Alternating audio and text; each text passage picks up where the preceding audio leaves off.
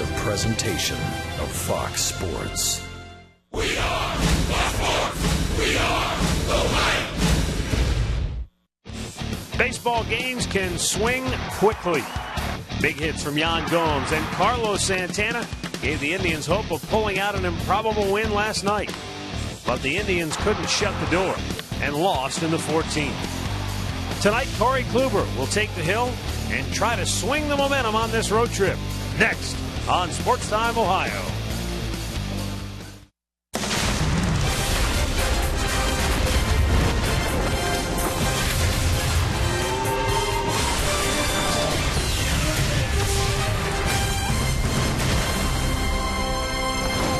From Chase Field in Phoenix, Arizona, it's Cleveland Indians baseball. Tonight, the Tribe wraps up their brief two-game interleague series against the Diamondbacks.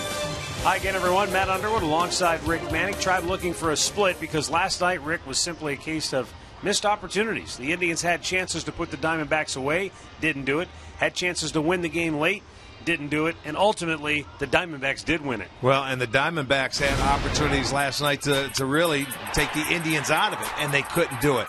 They ended up with 19 hits on the night, but it was a slugfest. It kept going back and forth. The Indians took the lead in the 11th inning, and back come the Diamondbacks to tie it up in the bottom half of the 11th inning to send it to 14. And then all of a sudden, Kipnis hits a ball where you got to try and send him with 2 outs. He looked for an inside the Parker, was thrown out at the dish as Aaron Hill gets the game winner in the 14th inning, which tied for the longest game in the history of this ballpark. But you can see 31 runners left on base, 19 by the D-backs, 513 pitches. That's all. I mean, everybody used everybody. 45 players used. You haven't seen a game like that in a long time, and you may not see another one for a long time. No, both these teams got to be feeling a little tired come game time here tonight. Everybody in the bullpen was used. Diamondbacks even dipped into their starting pitching rotation to finish the ball game, so who knows what to expect here tonight. We know one thing the Indians are anticipating, and that's a good start from Corey Kluber. We'll break down our pitching matchup when we come back.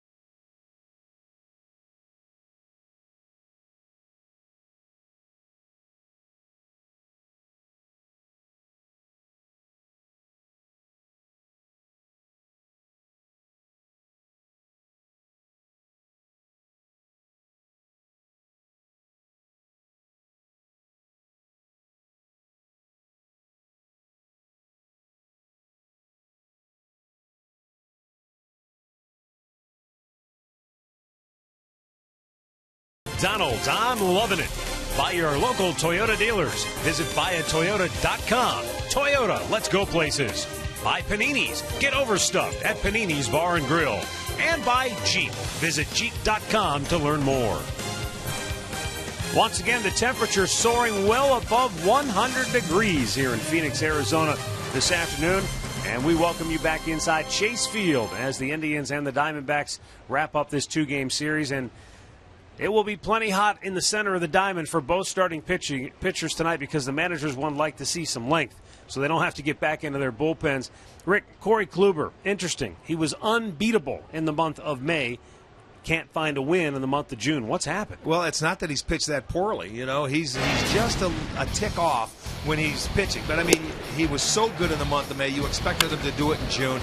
He's kept his team in almost every ball game. It's a shame that he doesn't have a win. He's 0-2. But you have the right guy on the mound tonight. With Terry Francona looking for some length. He's undefeated in interleague play. He's 5-0 in his career, 2-0 this year. So he's the right guy the Indians have on the mound. Hopefully he can take you deep into the ballgame, take some pressure off the bullpen, and then Chase Anderson gets a start. He won his first 5 decisions. He's lost his last 2 starts, but it's a rookie with a good changeup. Yeah, Anderson, the first Diamondbacks rookie to ever win his first 5 starts in the big leagues. Interesting in that in his 7 starts, only once has he allowed more than 2 earned runs. So could be a tough customer for the Tribe here tonight. We've got all the play-by-play action between the Indians and the Diamondbacks coming up next.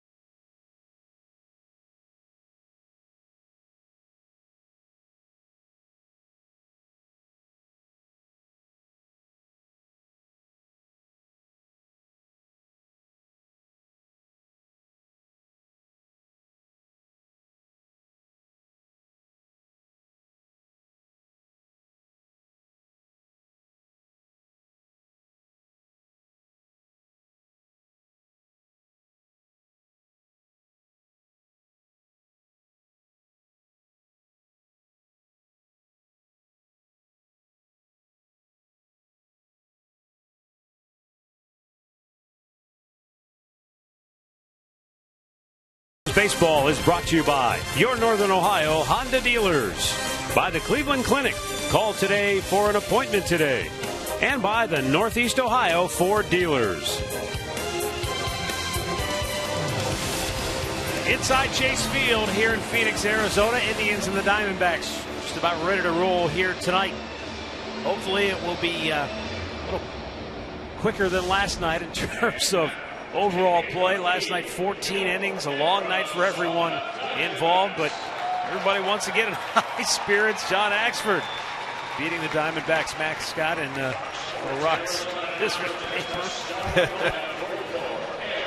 Diamondbacks take the field behind rookie right-hander Chase Anderson. He's a change-up master. And he's off to a great start to his career. Let's take a look at the Indians starting lineup for Terry Francona. Brought to you by Progressive. Michael Bourne at the top, followed by Asdrubal Cabrera. and Michael Brantley. Carlos Santana, absolutely red hot right now. 4 hits last night on the series opener. Then Jason Kipnis, followed by Lonnie Chisenhall, Yan Gomes, David Murphy, and Corey Kluber, the pitcher, will bat 9th. Our GMC starting pitcher, Chase Anderson, is 5-2. He won his first 5 decisions coming out, and not a lot of people have done that. He started the year in Double-A. He lost his last 2 decisions, but he's pitched very well for him. He's tough on left-handers. He throws a very good changeup. Lefty's hitting just 130 off of him this year, so we'll keep an eye on that. His first ever appearance against the Indians. In his last start, he threw 19 of 23 first pitch strikes. Let's set the Kia defense behind him this evening. It'll be Peralta in left, and Ciarte is in center. Parra is in right. Prado at third. Owings is at shortstop. Hill at second. Goldschmidt at first, with Montero doing the catching. Chad Fairchild will call the balls and strikes this evening. Bill Miller, your crew chief, is down at second base. Indians need a win to snap a 4-game losing streak before they head to Seattle. Arizona, meanwhile, 33-47 on the year. They're last place in the NL West, 13.5 games out of first.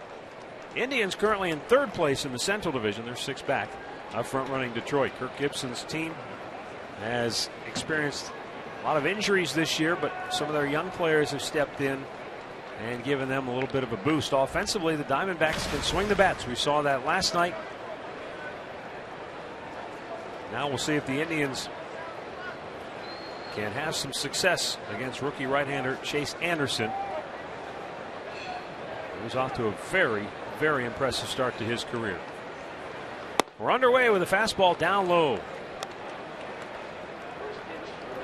Michael Bourne last night was 1 for 7 with 4 strikeouts. And that's a fair ball over the back, down the right field line, into the corner it goes. Bourne around second, and the umpire saying no, it's in play.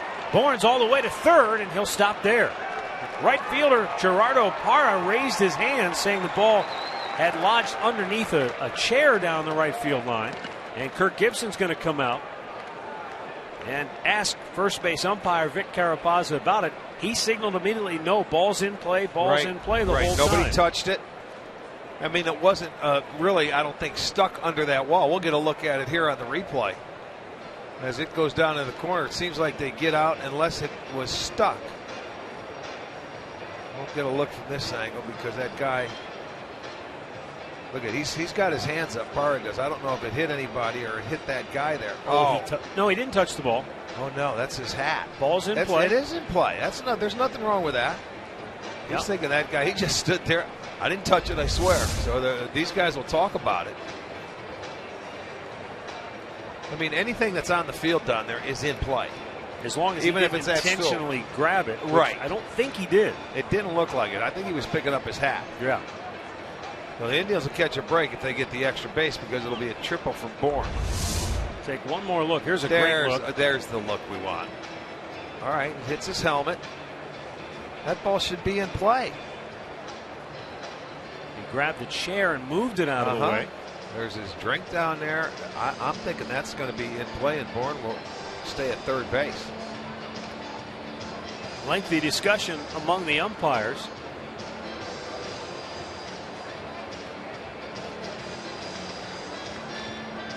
Again, it's at least a double, but as it stands right now, it's a triple for Michael Bourne.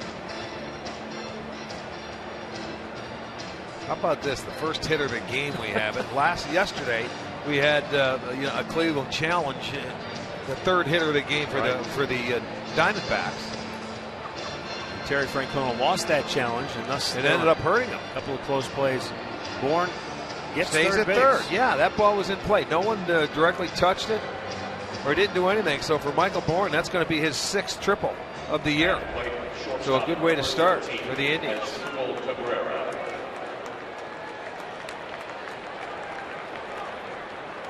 So now as Drupal Cabrera steps in with a chance to give the Indians the early lead.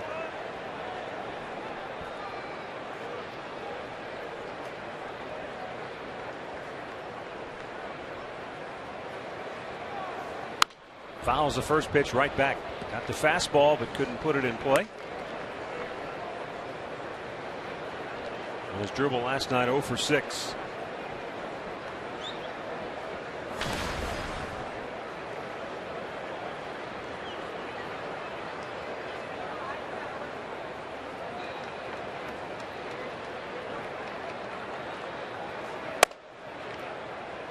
Missed upstairs, and the count is 1-1. If he is, his changeup is so effective, that's a pitch he's going to have to throw for a strike tonight. That fastball on the inside part of the plate to the left-handers to open up the outside part. In the air to center field. Inciarte will make the catch. Bourne will tag, and he will score easily without a throw. Indians take a 1-0 lead. Cabrera's 32nd run batted in on the year, as the triple for Bourne pays early dividends. In the transfer, you're going to say Inciarte, he could bobbled it. In the glove, never had a grip on it, so he didn't have a chance. And I don't think he would have had a chance anyway with Bourne running. So a sacrifice fly for Cabrera.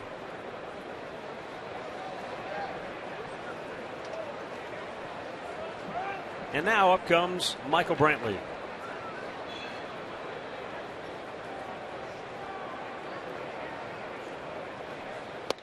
Blowing away for ball 1. The Indians come into tonight's game 5-5 in interleague play this year. But going back to last season, they've lost their last 7 games in National League parks. Brantley smokes one right up the middle. So 2 of the first 3 Indians hitters have base hits off rookie Chase Anderson. First baseman, number 41. Well, Brantley staying on the baseball like he so often does. Just taking it right back up the middle. It looked like it might have been a changeup. That's his changeup. And that's the approach right there you'd love to have. You don't try and do too much with it. Stay on it. Drive it back up the middle. Diamondbacks will shift 3 to the right side of the infield for Carlos Santana.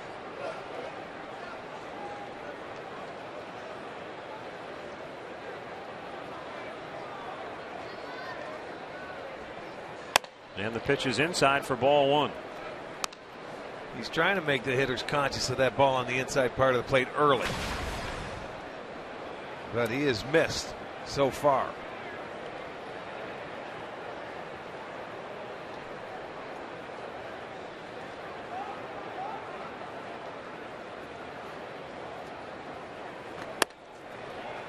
Throw down to first, not in time. Rick, explain why is it so important for a pitcher who has a good changeup to be able to throw inside but for strikes to make the changeup more effective? Because those guys have to be conscious of the ball in there, knowing that you can throw to the inner half, so they can't cheat and dive out for the outside part of the plate. Your best pitch, where you're going to throw most of your pitches out there.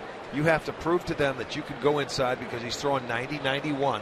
So the hitters have to, before they go out there, they have to really look at the inside part of the plate before they can go. See, that's the effective changeup where he can throw it. It's 82 miles an hour. He's throwing about 91, so it's about 10 miles an hour difference, 9 or 10. But the key to the changeup, you see the movement going down and away, and it's the same arm speed, it looks the same as a fastball.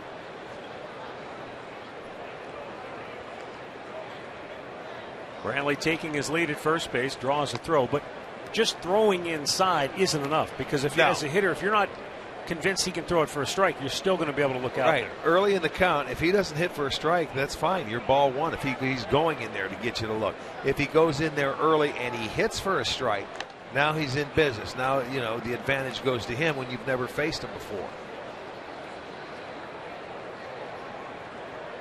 Brantley drawing back-to-back throws. But you want to sit, because there's a lot of left-handers in this lineup, and see what he throws. 2-0. He threw the changeup to Santana, 2-0. What's his money pitch when he gets behind in the count?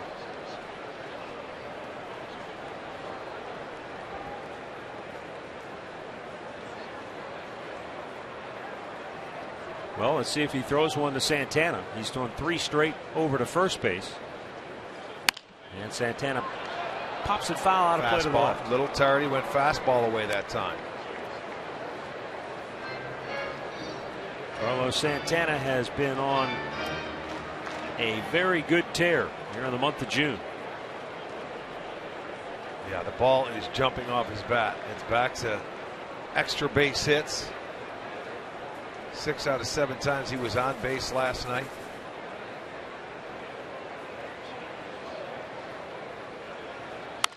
Fouled right back. And because of the way he's swinging the bat, he's worked his way back into the cleanup spot in the order. And last night, he didn't necessarily clean up a lot, but he had a lot of hits, and then he cleaned up with that 2-run homer, and that was huge. Well, you can tell he's just seeing the ball so well. He's staying back on it. He's hitting it. He's getting his bat's going through the hitting area, and he's keeping balls in play. He's not pulling them foul. Changeup missed outside, and Santana able to lay off, and the count goes full.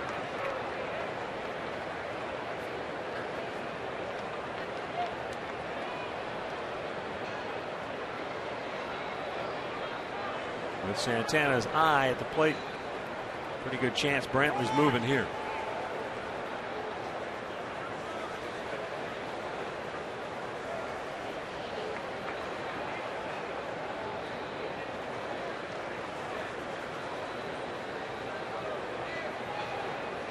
Brantley's moving. Now he stops, and a swing and a miss strikes him out.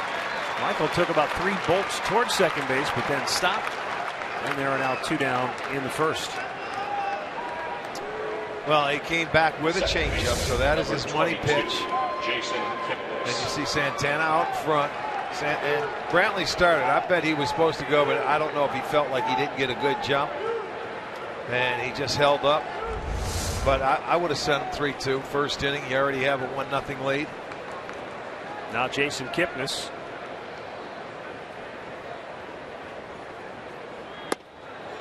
And he looks at a first pitch strike.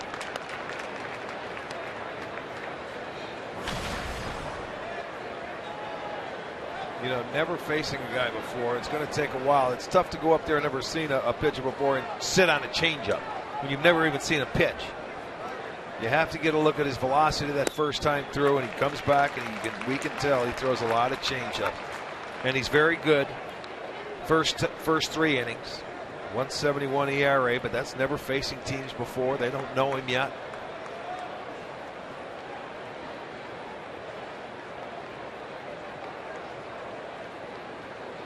Brantley takes off here. Kipnis strikes out, and the inning is over. But Michael Bourne's leadoff triple leads to the first run of the game, and the Indians are out in front 1-0.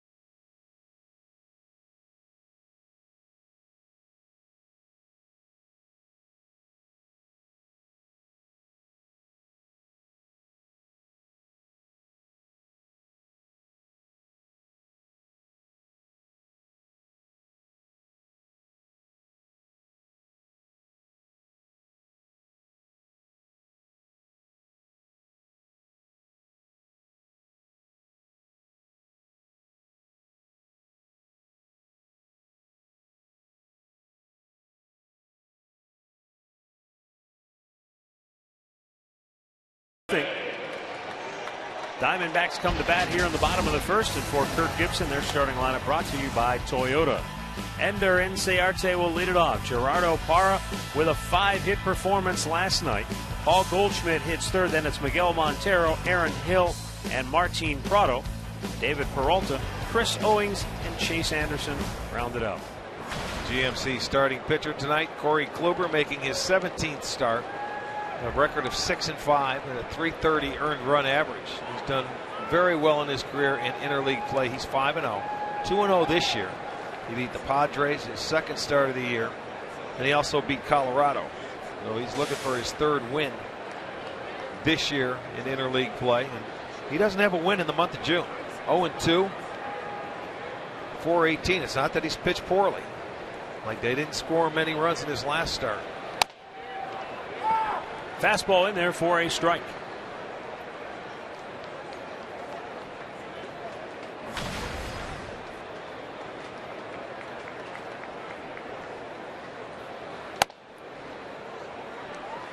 Inside, 1 ball, 1 strike. Inciarte, a good table setter last night for Arizona. Boy, the top 2 guys were pretty good table setters. You know, that's when we talked about in the open. The D-backs had an opportunity to blow it open when they had their best hitter, Goldschmidt. He had opportunity with 11 base runners, actually 13 in total, but they walked him the one time to have a huge night, and he didn't do it. 2-1 pitch, but you just assume not continue to give him those opportunities, because sooner or later he will come through. No doubt. Kluber falling behind here, 3-1.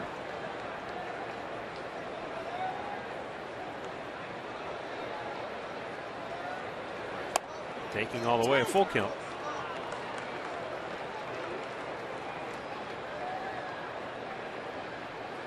That's what leadoff hitters do to start the game. You want to make that pitcher throw as many pitches as you can early, so a 3-1 count, he doesn't try and hit a gap. He tries to see what he's going to throw. That helps your teammates out. That first inning, the more pitches they get an opportunity to see before they get a chance to hit, the better it is for them too.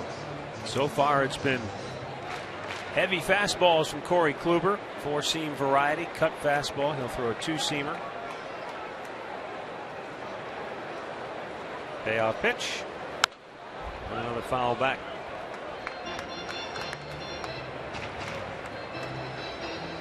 .75% of the pitches Kluber throws are fastballs, or a variation of the fastball. Yeah, he has such great movement on his pitches. Here's the 3-2. That'll look like the cut fastball there. And it's also why Mickey Callaway's not concerned with the fact that he'll give up hits. He's given up 104 hits and 103 and 2/3 innings of work. He said, I don't want him to change who he is, though. I want him to continue to attack the strike zone the way he has. But he doesn't walk guys. Only 27 walks. So they have to hit their way on, which you really like. There's nothing wrong with giving up base hits. You'd rather get hit out of a ball game than walk your way out of a ball game. 3-2 pitch. Line to center, a base hit. So a good at bat for Ender Inciarte. Yes, it was. Check the Kia Kia defense for the Indians. In left field, it's going to be Brantley. Bourne is in center. Murphy in right. It'll be Chisenhall at third. Cabrera at short. Kipnis at second. Santana at first, with Gomes doing the catching.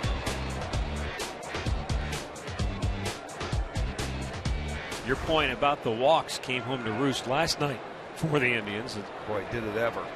Too many of those walks came around to score.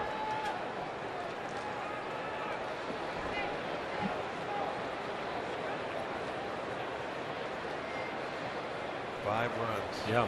5 runs yesterday came because of the walks that they scored. There's a liner toward right field. Murphy coming in but can't get to it. Off the end of the bat, little broken bat flare that fell in, and the Diamondbacks have their first 2 on. How many times did they do this last night? It seemed like when they got a man on, they doubled up in a hurry. Then they come right back, and Parra gets another hit. He had 5 last night, so the table setters are back at it again for the Snakes.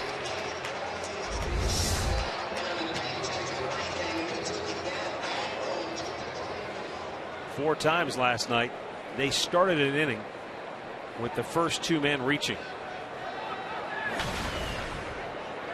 Now here is Paul Goldschmidt.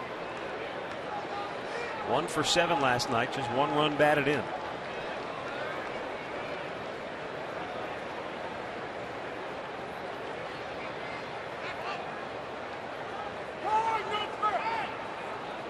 Time was called just before Kluber was about ready to deliver.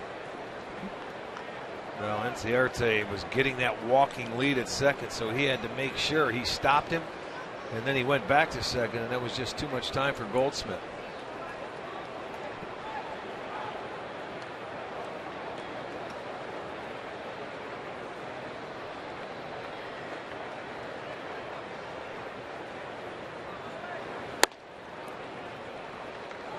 This is down low for ball 1.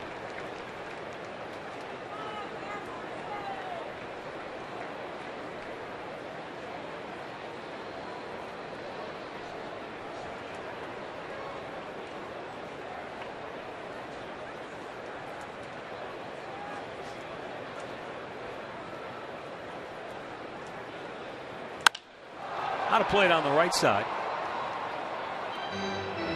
And the count evens at 1-1.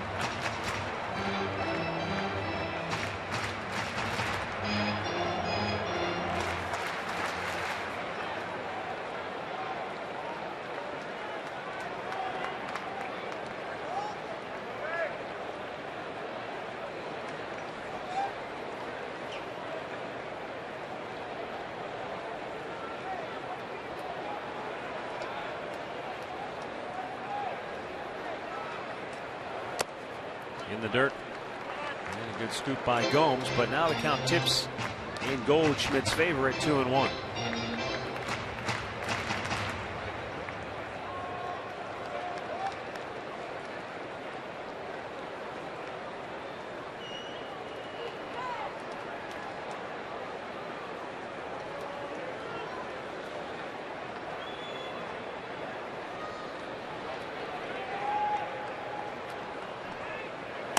Good pitch. Four-seam fastball right over the outside corner, and the count is 2-2.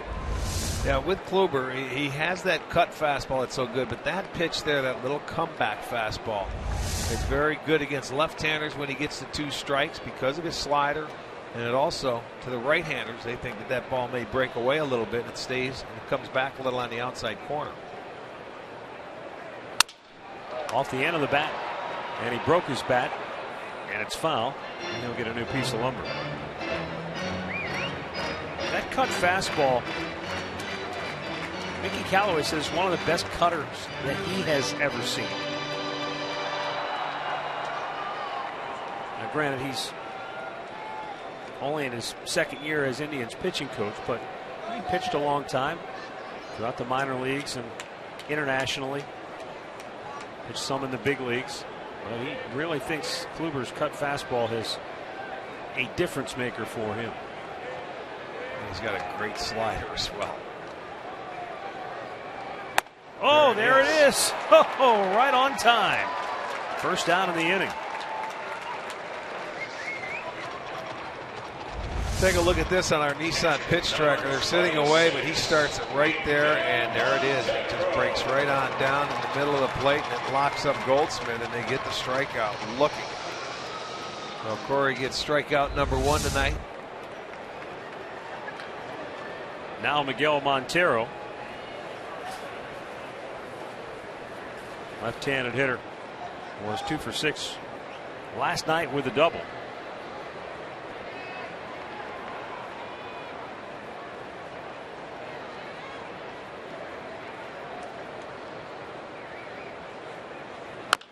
I think in the history of baseball, no one has had a more devastating cutter than Mariano Rivera. And I think back to how hitters used to say that you'd almost rather face Rivera as a right-handed batter because that cut fastball just can eat up a left-handed hitter.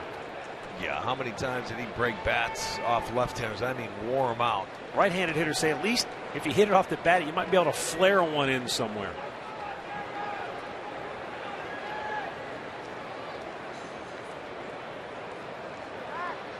Kluber turns, but no play at second.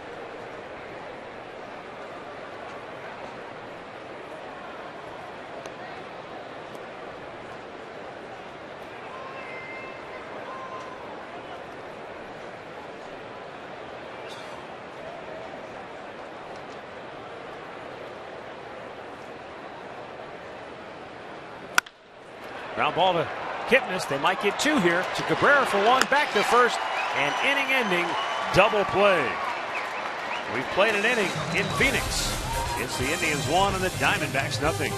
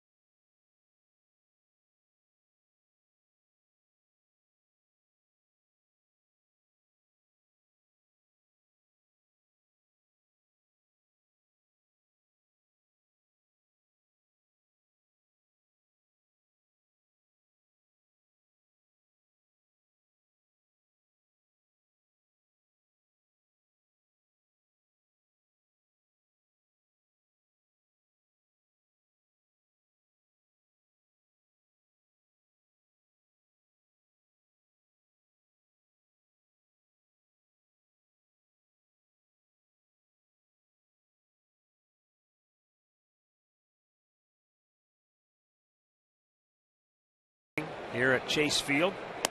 For Cleveland, it will be Lonnie Chisenhall, Yan Gomes, and David Murphy. Tribe struck first in the first when Michael Bourne tripled to start the game, and he came home on a sacrifice fly by Asdrubal Cabrera. Last night, Lonnie Chisenhall, 2 more extra base hits, his 19th double, and his first triple.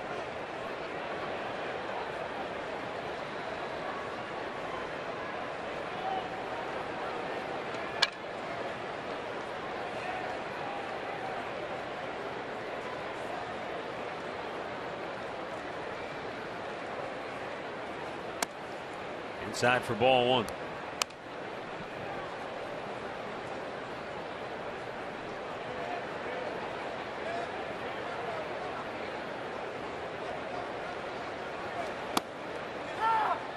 That fastball finds the strike zone, evens the count of 1-1.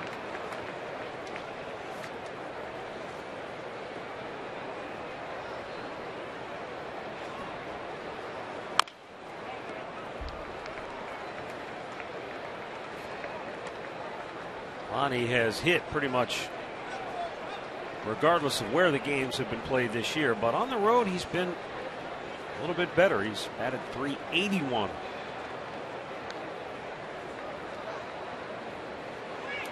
Bounced that a few feet in front of home plate. He's had almost the same number of at bats too. 102 at bats at home, 105 on the road. Yeah, like you say, he's hit everywhere. Doesn't matter. He has hit everything. 2-2. Pulls that to first base. Scooped up by Goldschmidt. 1 away. Let's go downstairs to Katie with him. She has some news on the Indians' injury front.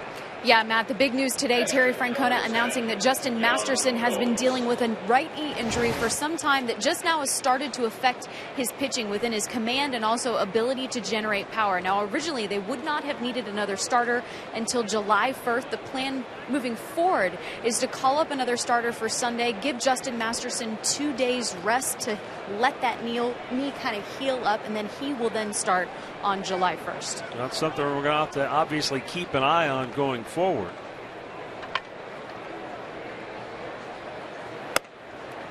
Well, the hope is a couple of extra days rest, let it settle down, but if that's something that continues to flare up, that could be a big problem going forward. Well, yeah, it would be, because Justin Masterson, I'll tell you what, very erratic last night's ball game. Gomes hammers it to deep left field. Peralta back, gone to Souvenir City. Yan Gomes with his 8th home run of the year, and it's a 2-0 Indians lead. Well, there's another RBI for Gomes. His 8th home run, and that ball was smoked. He picked on a fastball. And that's the 7th home run given up by Anderson. Right fielder, number 7. Ooh, he made a mistake there. Left that one middle of the plate. Gomes took advantage of it. Or said, hit me. And he certainly did. Now David Murphy takes a changeup for a strike.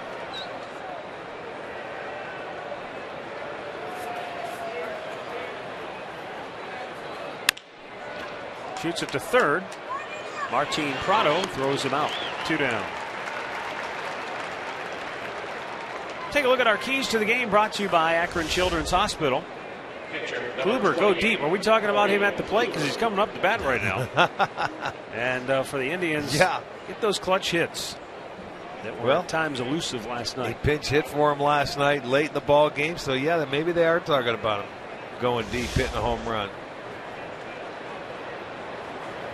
I don't know if Katie's still down there available, but she said the coaches were pretty impressed, the hitting coaches, with what they saw from Corey Kluber and what they've seen from him in his at-bats. Yeah. What do they like about him at the plate? Well, Matt, I thought it was so interesting. Assistant hitting coach Matt Quattaro said Corey Kluber was in the cages every day on the last homestand, getting used to kind of the swing movement. But what impressed him the most was how smooth he was and how aggressive. He's ready to get in there and jump on one. Well, Rick, you talked to him on the bus today before we were coming over to the ballpark, and he's not giving away at bats when he goes up there. Well, he takes pride in what he does. I mean, he wants to go out there. He doesn't want to embarrass himself, and that's a tough call right there. Just hope he gets that call. Yeah, exactly. So the inning comes to an end, but Yan Gomes drives one out of here, and the Indians have a 2-0 lead.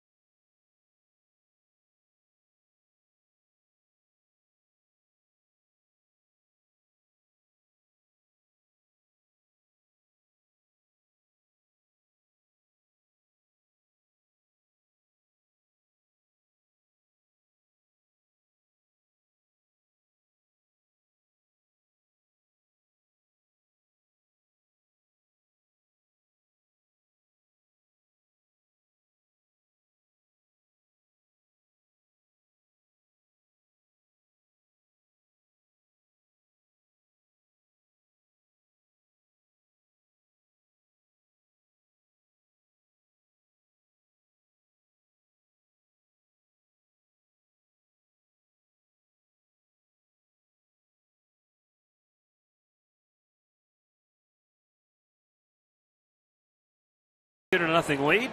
Aaron Hill, Martin Prado, and David Peralta will bat for the Diamondbacks here in the bottom half of the second inning.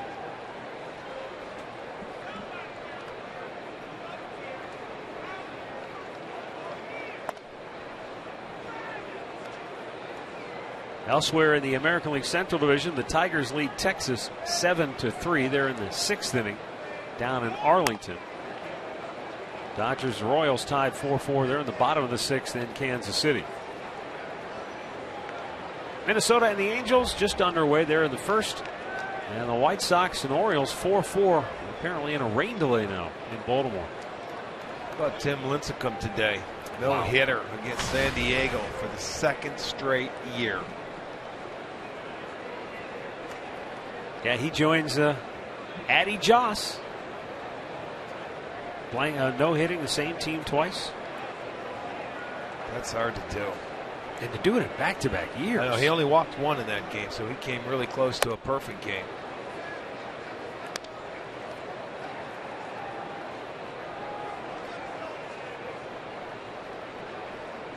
Aaron Hill had the game winner last night in the bottom of the 14th. And he takes a strike.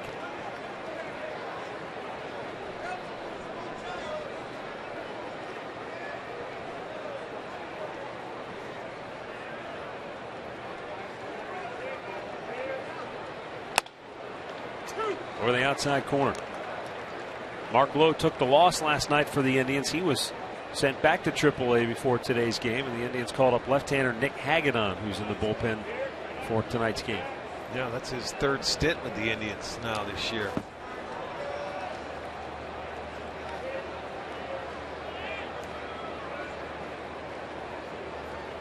Two and two for Hill.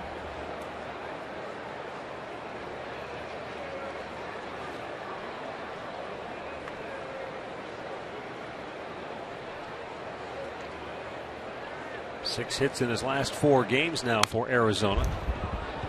Count stays 2-2. There's Hagedorn.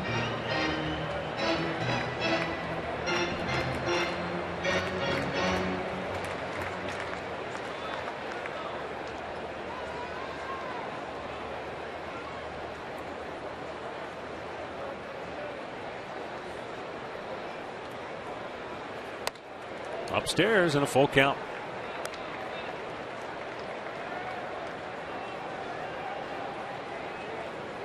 Two years ago, Aaron Hill hit for the cycle twice. Rare to see a cycle ever, let alone twice in the same year by the same guy. That is very difficult.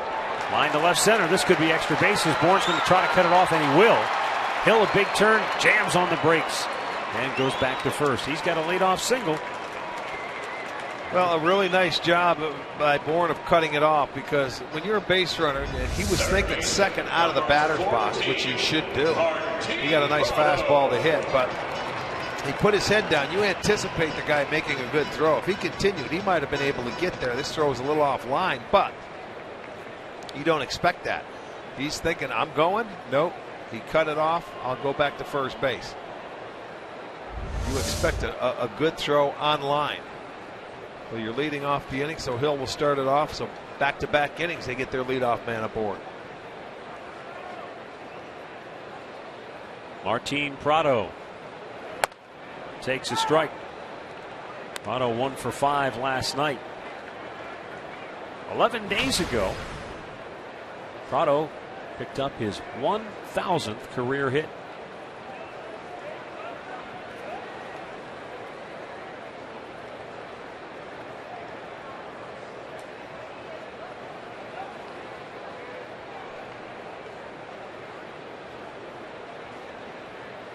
Swing and a miss, and it's 0-2. This is where Kluber, for the most part this year, has been dominant. When he gets ahead of hitters, 1-2, 0-2, you can pretty much book it. Yeah, he's been able to put him away.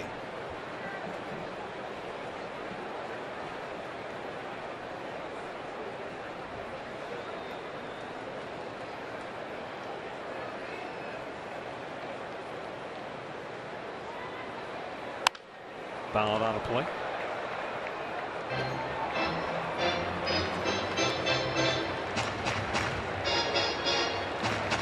You know, and as Kluber goes through the ball game with the team that hasn't faced him that first time through, they want to get a look and see what he has to offer. But eventually, he should have an 8-pitch inning at some point in this ball game. You know, because he throws so many strikes, and once he proves to the hitters that I'm going to be around the strike zone, you will see guys making early outs in the count.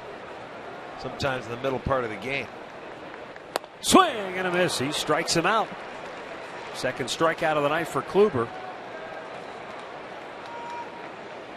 Rick, you talked about the no-hitter for Tim Lincecum today. This is the final out of the game.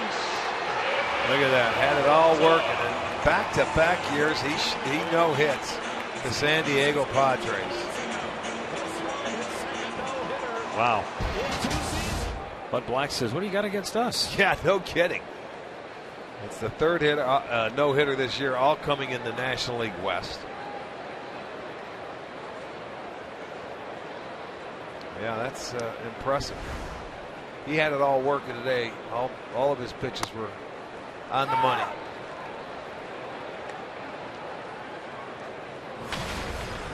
David Peralta was 2 for 6 last night. And Peralta hit a key home run in the bottom of the 11th that started a rally. Usually the solo homer isn't a rally starter, but it served as one for the Diamondbacks, as they would add another run to tie the game and send it to the 12th inning. Eventually on to the 14th, where the Diamondbacks prevailed. Yeah, and he showed surprising power on that ball that he hit. It was above the pool out in right center field. You know, that was a one-out homer, and then came the walk that ended up tying the game, you know, eventually in that inning.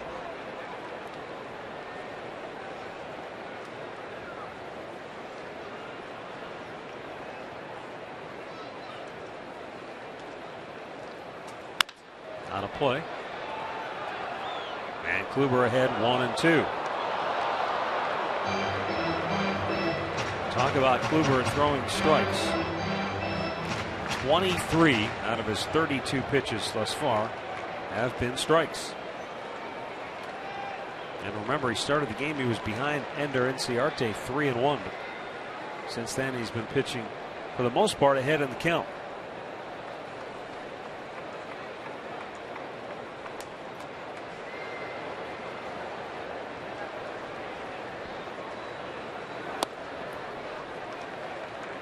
Trying to run that cutter over the outside corner, but he missed with it, and it's back to even at 2-2.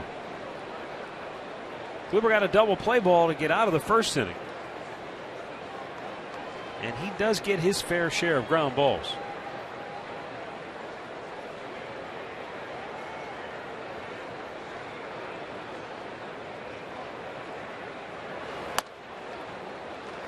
This ball is up high and a full count.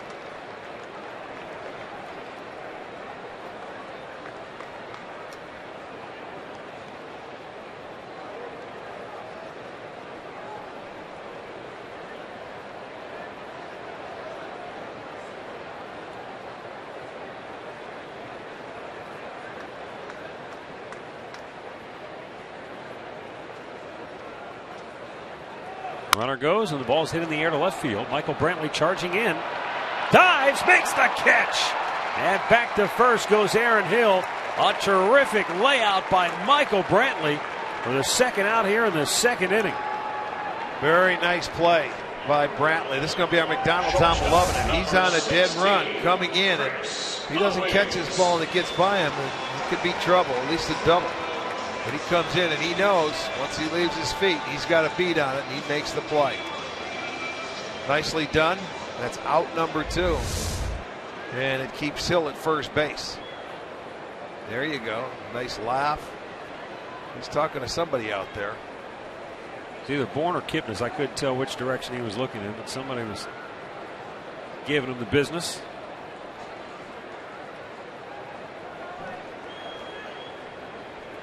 Chris Owings had the night off last night, but did eventually appear as a pinch hitter, 0 for 1. Having a nice year, batting .281. And he's hitting .328 in this ballpark. 2 outs here in the second.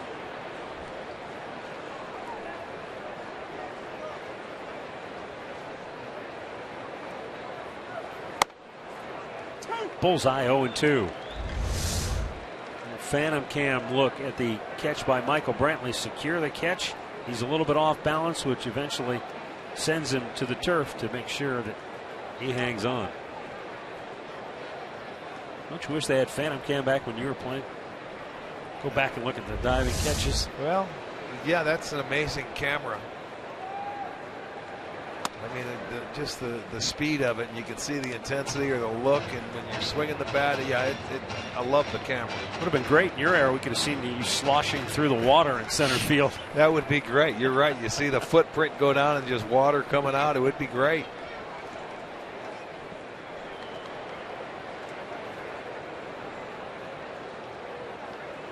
What the difference in television in the last 20 years when you talk about shots. And swing and a miss. Strikes him out. Ball's in the dirt. Gomes flips it to first, and the side is retired. Third strikeout of the night for Corey Kluber. And after 2, it's the Indians 2 and the Diamondbacks nothing.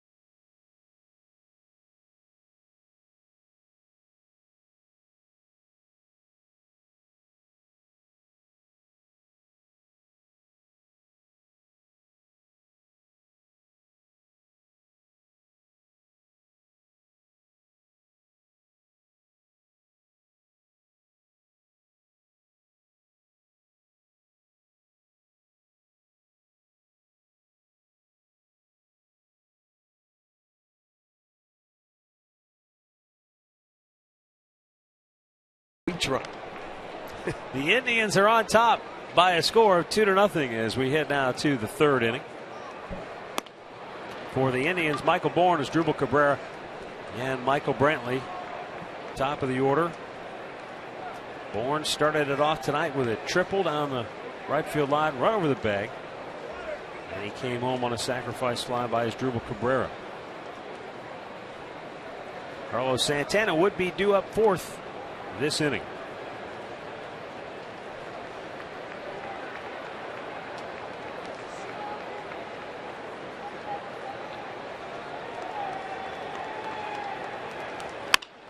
Fouled over the top of the Diamondbacks dugout.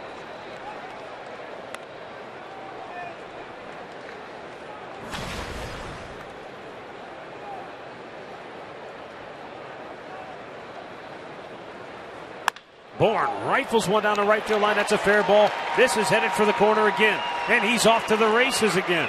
Around second. He's digging for 3. And the throw won't even be close. Michael Bourn, second triple of the night. That is hard to do, folks. 2 triples in 1 game. And he does it in his first 2 at-bats in almost the same spot. He tried to run the heater by him inside. Bourn was ready. And he pulled it down the line, and he was not waiting. There's nothing better than a leadoff triple. Unless maybe you get the solo homer. But this is well done. Down into the corner. He put his head down. And that's where Parra made a mistake. He didn't hit his cutoff man. He overthrows everything and everybody. And that was easy for Bourn to get into third base. That's already 7 triples for Michael. He's closing in on the league leader now. Cabrera with a chance to bring him home once again. Takes a breaking ball for a strike. As Drupal sent a fly ball deep enough to center to get Bourn home in the first. And with the infield back,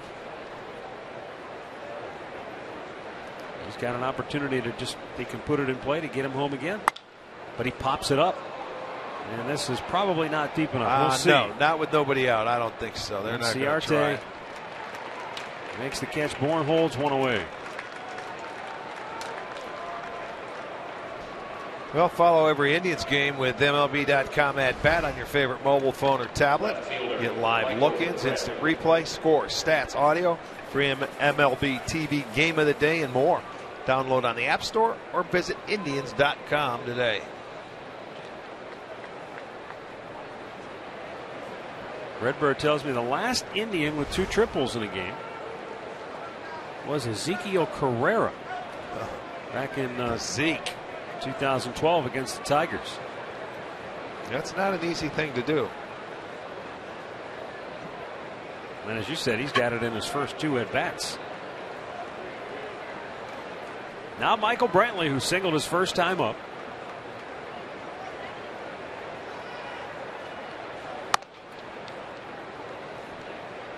Looking for his team-leading 50th run batted in if he can do the job and get Bourne home from third.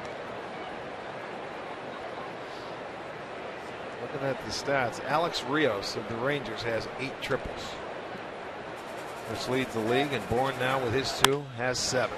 Ground ball to first, backhanded by Goldschmidt. They'll get the out at first, but Bourne comes home to score. RBI number 50 for Brantley, 3-0 Cleveland.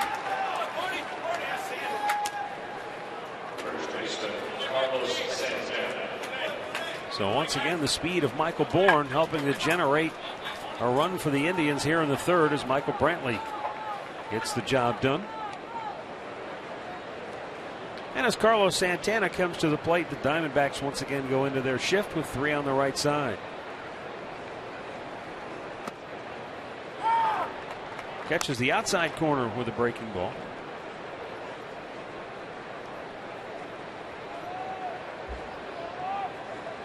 Santana was showing bunt with that third baseman, PRADO, moving over towards shortstop. They were going to give him a base hit, and he figured they're going to throw me change-ups. They're off speed away. I'll just push it down the third baseline. It's one way to do it. He'll back off now and go way deep when they get to 2 strikes.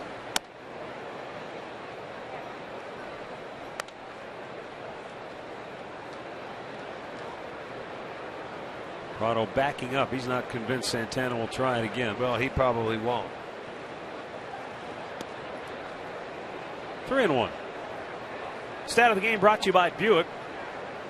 During the month of June, Michael Brantley hitting .378, but how about Jose Altuve down there in Houston batting at even .400, and Carlos Santana not far behind, .371, and he smokes one foul on the right side.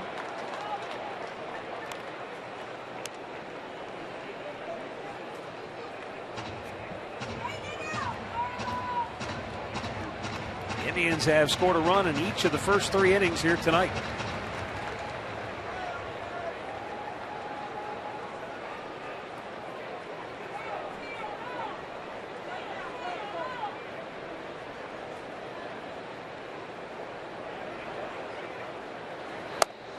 After the disappointing defeat last night in 14 innings, I'm sure Terry Francona has to be very pleased with the way his team has come out and played with some spirited energy here in the early innings. Well, this is the thing that the D-backs did last night. If you remember, they scored, what, in 5 of the first 6 innings? They were able to just add on and keep coming back and keep adding on and keep going until they finally started to shut them down later in the ball game.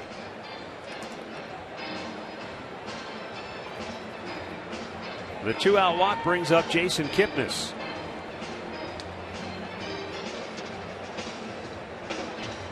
Kipnis has shown signs of starting to heat up here, and Terry Francona said, look, since I've been around him, I know he's going to get hot.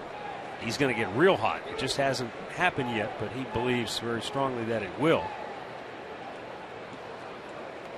Well, the way Santana's starting to swing it now, and you will probably see them pitch around him more and go at Kipnis. And that's something where Kipnis is going to have to start to get going, because then whoever is hitting behind that guy that's swinging it right now will get some pitches to hit.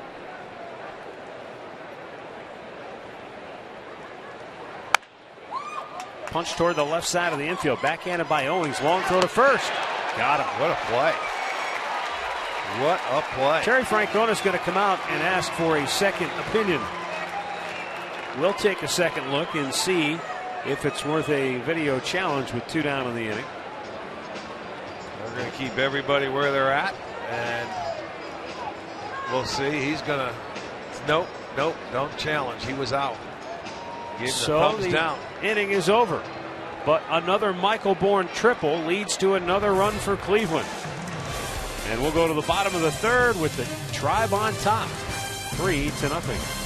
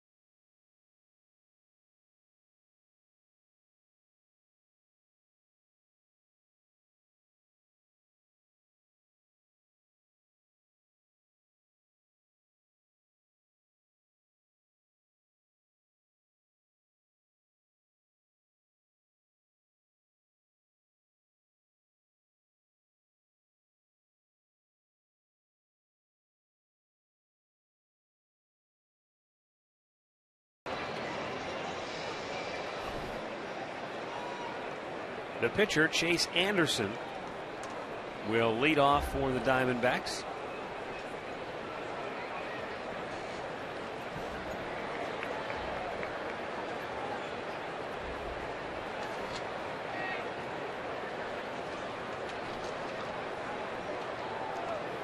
When Anderson has been on the mound for the D-backs, we told you he started out his first 5 decisions were wins, his last 2 were losses, but they've been able to score him a lot of runs. They're averaging about 5 runs a game when he's out there. 32 runs since May 11th, his first start. 2-0. Anderson is 1 for 11 on the year as a hitter. The Wichita Falls, Texas native. Kluber in with a strike.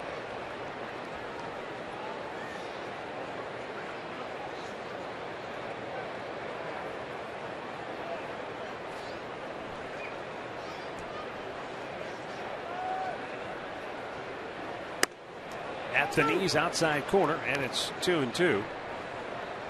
Remember when Kluber batted for the first time tonight? Anderson threw him a breaking ball that darn near landed in the dirt, and it was called strike 3. Yeah, maybe he ought to return the favor. Yeah.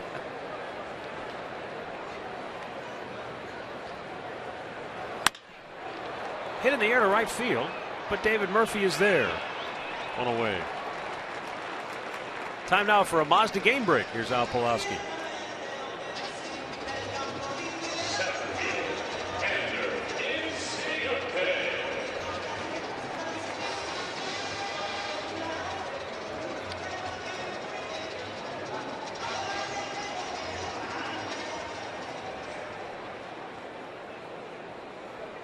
All right, thanks, Al. Top of the order now with 1 out in the 3rd inning. Ender Inciarte, who had a base hit his first time up, will dig in.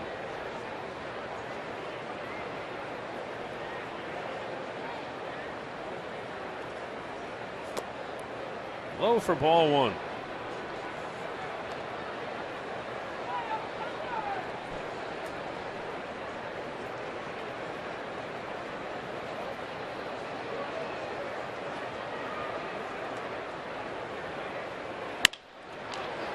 play.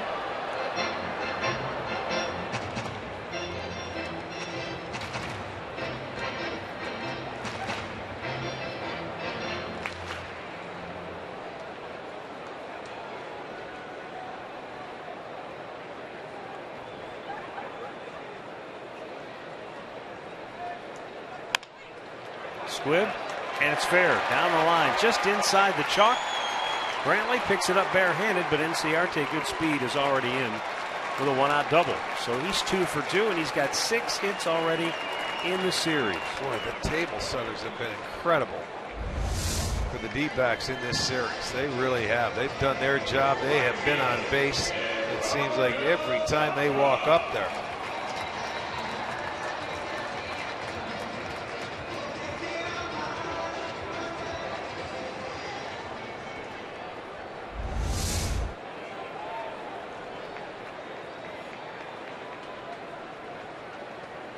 Inciarte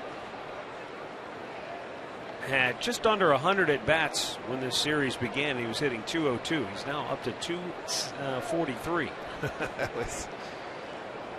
Well, that's making the most of it.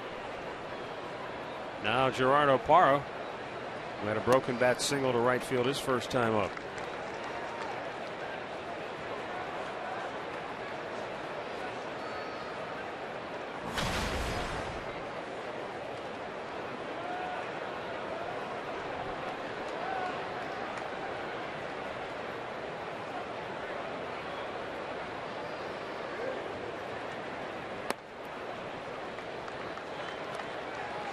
Outside with it, and the count is 2-0 as Kluber is about to make his 50th pitch of the night.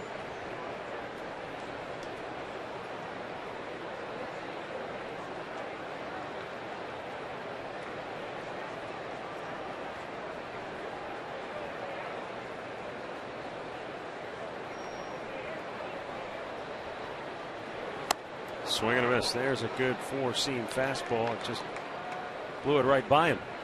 Now that was him taking his shot right there with the 2-0 count. You know, he's saying, I'm going to try and get into one here. He didn't leave anything in the bag there. He tried to get him right back into the ball game with one swing.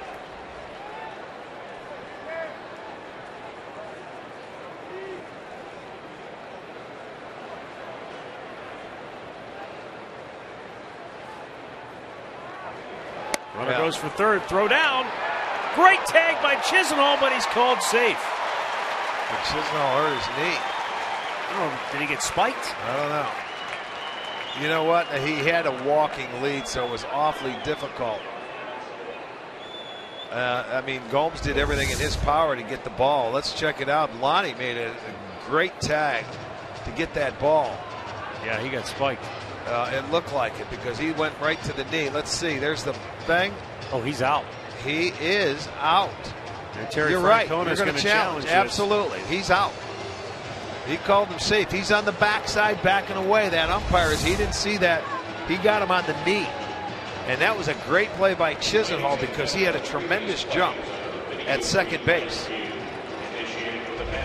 Look at it on our Wendy slow motion replay. He's got it in the glove. His foot is nowhere near the bag. And there's the tag on the knee. Right there. And then his foot gets to the bag, but Lonnie's knee is there. And you can see that's where it catches spiked. His pants. Yeah. It probably ripped his pants open, so he went right to the knee, but he's out. This one will be overturned. Did Lonnie go to the dugout to get a little? No, he's still out on the field. No, he's sure if he standing needed to get bandaged up or not.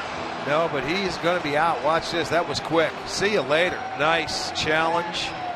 They get it back. And so Gomes, a nice job of throwing him out. He had a tremendous jump. So a good play by Gomes and Chisenhall. And they retire. Good teamwork. 2 down.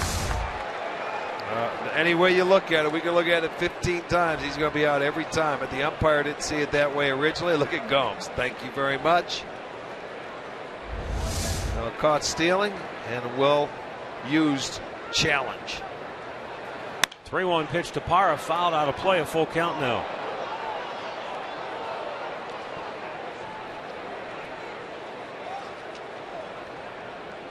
And they are now 7 of 17 in the challenge department. There's the payoff. Fouled right back. Gerardo Parra 6 out of 8 in the series.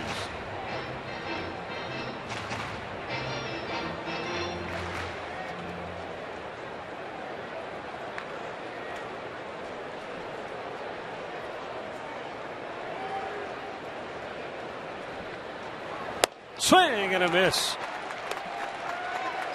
Kluber gets his 4th strikeout. And after 3 innings of play, it's the Indians 3 and the Diamondbacks nothing.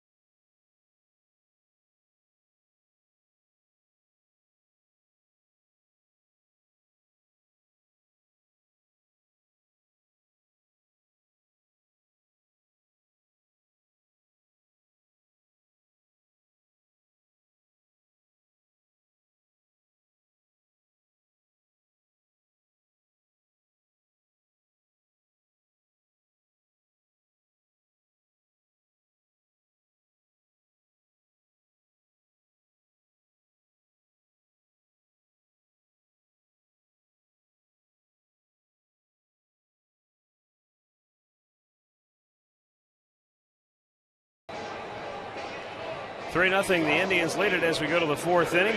Hey, remember to tweet your photos to us using the hashtag STOFanPhoto for a chance to have one of your photos shown in our upcoming telecast. It's all courtesy of AT&T. Lonnie Chisenhall will lead off the 4th for the Indians. Tribe has scored a run in each of the first 3 innings. In the first and in the third, it was a leadoff triple by Michael Bourne that led to a run. And then in the second, a solo homer by Yan Gomes.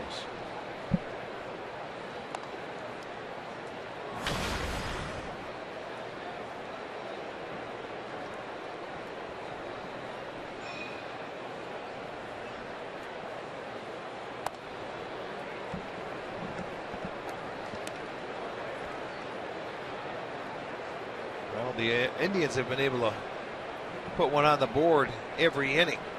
That's what the leadoff triples do, and then a solo home run. The Bourne leadoff triple in the first, a Gomes homer in the second, and a Bourne leadoff triple in the third, where the Indians have been able to do the damage.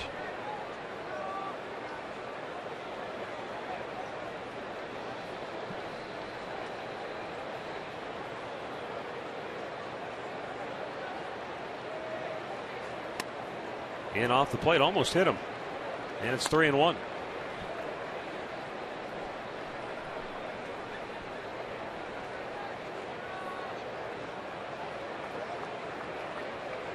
Three-1 pitch. Foul back out of play. I don't know what Tony and Marty are doing to reinforce the guys' pants they're wearing. There's no hole in Lonnie's pant leg that we can see. It sure looked like he tore it, didn't it? Would have to. I mean, it got stuck on the third base bag. 3-2 pitch, way outside, ball 4. And for the 3rd time in 4 innings, the Indians have their leadoff man aboard. Well, we want to take the time to send out a happy birthday wish to Curtis Danberg.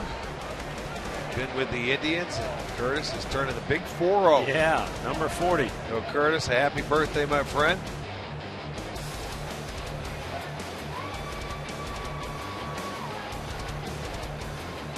He's still up watching it. He's not in bed yet.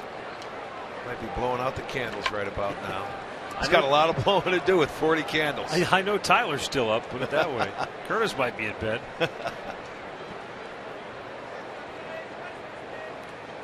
Anderson runs it in off the plate to Yan Gomes, who took him deep in the second inning. See, there's the collision with Chisenhall. You can see the spike. Inciarte caught him. I don't know how that couldn't have ripped the hole, but maybe he did a quick change. Well, it would have been really quick if he did. He had to go up into the clubhouse, leading off the inning. I don't know. Maybe Tony Amato's like a NASCAR pit crew guy, and he went down there and just did a quick patch-up job. No, Tony's not that quick. No patch. I'm telling you, steel rims are like all-weather tires. 2-0 pitch.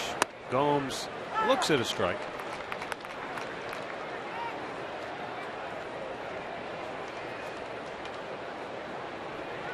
I'm thinking the reason why they didn't tear is because that cleat got caught in his leg. You know what I mean? It didn't have a chance to get to the pants.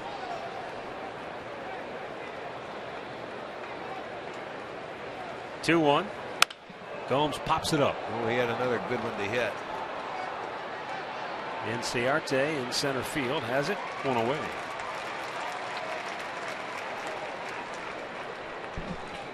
Tonight's injury report brought to you by the attorneys at Elk & Elk. Clay Buchholz coming off the DL, but look at St. Louis. All of a sudden, Michael Wacha, Garcia, their second baseman Wong, all on the DL. Yeah, they still ended up winning today, 8-6 in Colorado.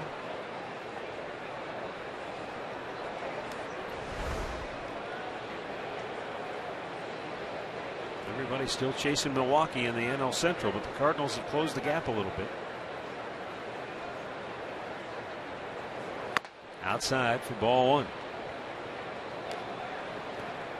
Cardinals within 4.5 of first place Milwaukee.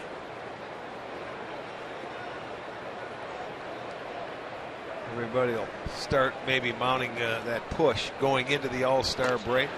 Get a little rest and hopefully attack at after the break. But as we showed you, and we show you time and time again, the list of the DLs and the injury report that some teams have, that boy, they're just having a tough time, and this Diamondback team is one of them.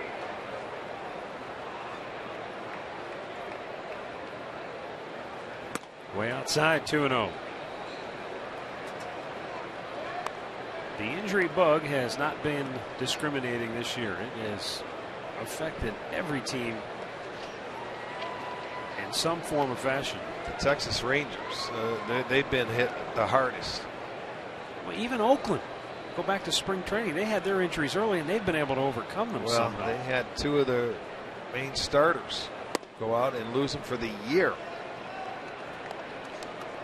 The D-backs have lost 574 disableless days to the DL from their players, but that trails the Rangers 965. Ooh. Wow. Which is, by far ahead of everybody. 3-0 the count on Murphy. A swing and a miss. 3-0 count. You're going to give him the green light, but this kid throws the changeup. That's his money pitch, his best pitch. And if you're a hitter here, I think sometimes you can spit on that fastball, although it's hard to do. And sit on his changeup, he throws it so much. Murphy pops it to center field. And there are two down. Time now for our Herite Audiology Sounds of the Game. Here's Indians pitcher Corey Kluber on the art of hitting. I guess I don't really have a plan. Maybe that's the plan.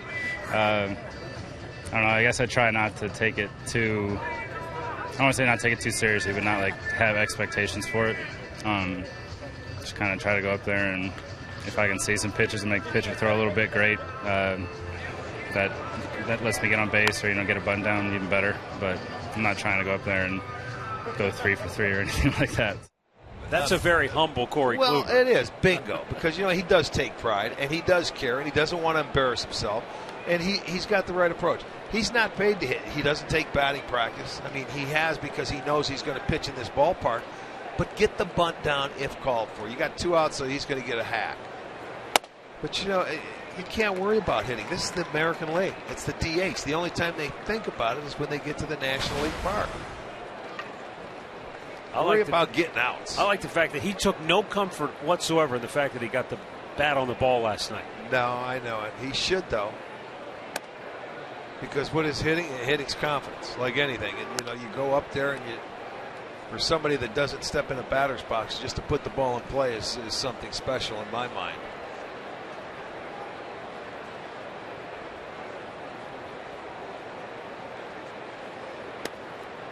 Man.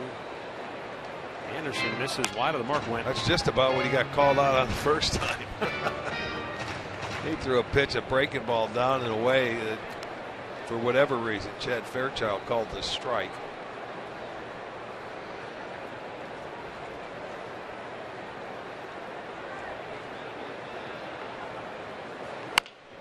Kluber bounces it foul over past Mike Sarbaugh. See, now you're just making him work, fouling off some pitches.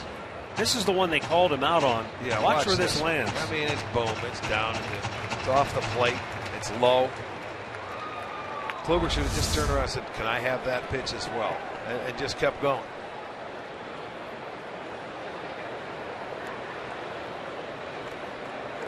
Two. And a fastball rifled to left field for a base hit. How about that? And Corey Kluber makes good on his promise to help his own cause. Get the ball. That's his first major league hit. Get the seed. Let's go. That's going in the trophy case. Good for him. If you remember last year, we were in Philadelphia. Was it last year? We stopped and played 2 games there, or was it the year before that? That Kluber drove one in the left center field, and it was robbed of a base hit. He put 2 years ago, yeah. Yeah, it must have been 2 years ago. But look at this fastball. That's a nice, short, compact swing. That was last year. Well, yeah, it was? That's right. It was early in the year. All right, then he did. He hit a bolt to left center field on a good at-bat, and it was robbed of a hit. But that's his first major league hit, I'm sure. They get the baseball. Congratulations, Corey. 2-8. Attaboy. He does the number 2-8 proud. Huh? Yes, he does. Very good. Well, here's Michael Bourne. 2 for 2, 2 triples on the night. Up high, ball 1. Well, and Bourne has been able to pick on 2 fastballs on the inner part of the plate, and he's done the same thing with them both times. So you would think he's got to see a changeup around here now, wouldn't you? I'd be shocked if he gets a fastball on the inner part of the plate this time up. But he does. Oh no, that was a changeup. He went changeup in. Yeah, I don't think he wanted it in, but that's where it went. But I'd be surprised if he should just see a fastball in this at bat and attack him with all changeups. See if Bourne can wait back and maybe sit on a changeup. No, breaking ball. That's the slowest pitch. That's at 77. His changeup's about 80, 81.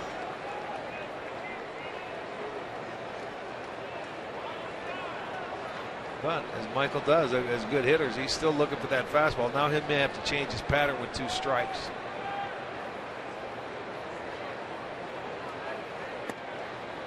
Tried to get him to chase the changeup, but it's off the plate. And count back to even at 2-2.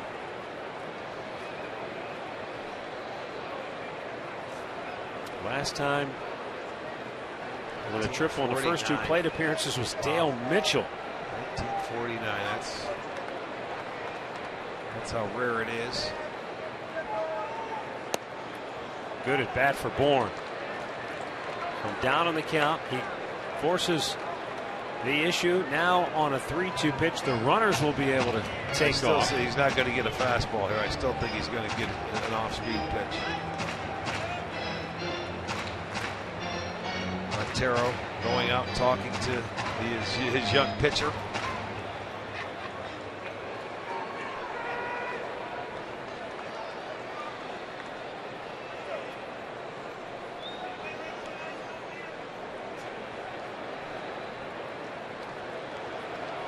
There go the runners, and Bourne pops it out of play.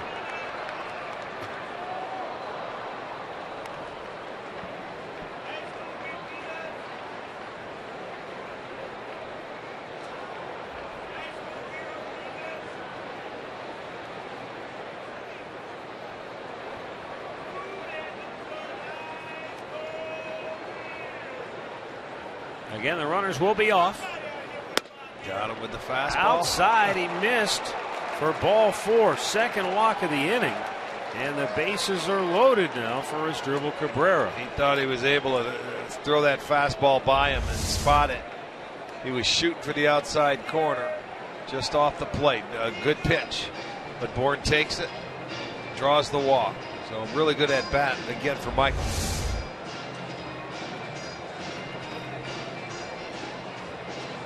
All right, Mike Harkey, the pitching coach, out to chat. And Asdrubal Cabrera will be the batter. Now, Cabrera twice tonight has flied to center field. He's got a chance to do some damage in this at-bat.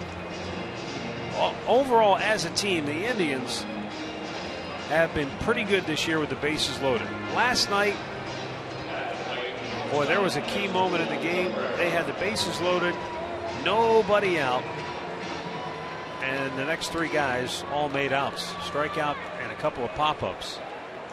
One of the rare times they have not come through, hitting .355 as a team with the bases filled. Cabrera, for his part, 1 for 5 on the year. Yeah, that was back in the 5th inning of last night's ball game. Swung on and missed. Good fastball. The Arizona bullpen is busy as Anderson over 70 pitches on the night, but teetering here in the 4th. Hit here could knock him out of the game. Yeah, it sure could. It could really open this one up. They have scored in every inning so far. They have an opportunity to continue that, but Cabrera's going to have to get a 2-out hit.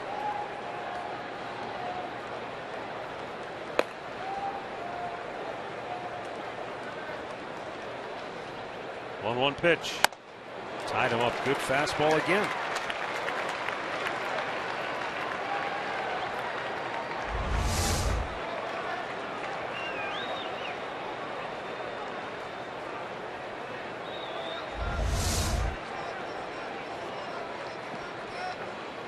Now the 1-2 offering. Popped him up. Playable, and PRADO into foul ground makes the catch. Indians leave them loaded here in the 4th. They lead it 3-0. Corey Kluber with his first hit in the big leagues. Now he goes back to work on the bump.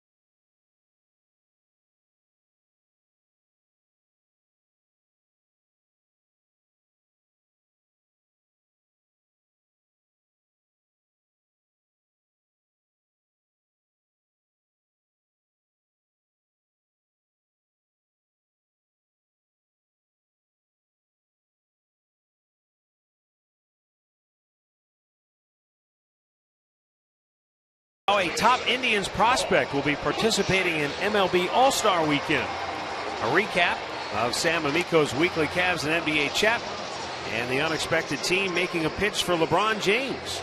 It's all on FoxSportsOhio.com.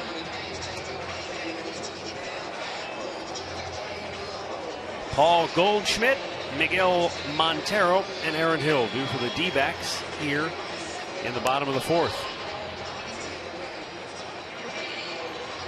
Corey Kluber has allowed 4 hits thus far, has not walked a batter, and he has struck out 4.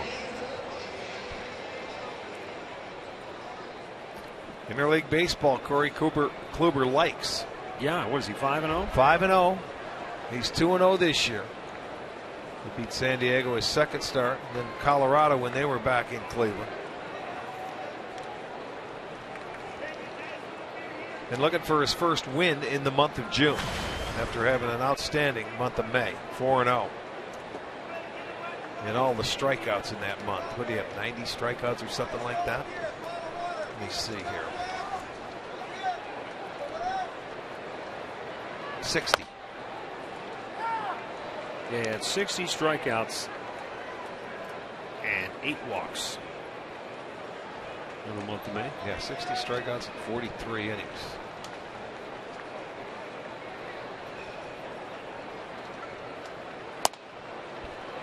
They went to school on Paul Goldschmidt first time up. He's got him down again, 0-2, second time around. Locked him up with a slider to get him to strike out looking back in the first inning.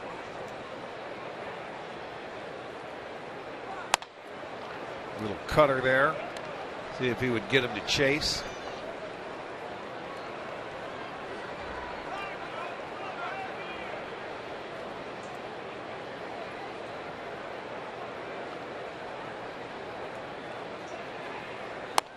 Locked him up. 4-seam fastball on the black, as they say, and that's the 5th strikeout of the night for Kluber. Fastball away, and as you say, see where Gomes is sitting off the plate. He wants movement to come back in. Now, that ball might have been an inch or 2 off the plate, but he gets the call because he is around the plate. Just subtle framing by Yan Gomes. Yeah, well, he went out there and he was off the plate. A lot of times you don't want Gomes to sit off the plate with Kluber on the mound. Maybe with him at the plate with Goldschmidt you do. But Kluber has enough movement on his pitches. He was able to get a call on that one. Starts him off with a breaking ball down low.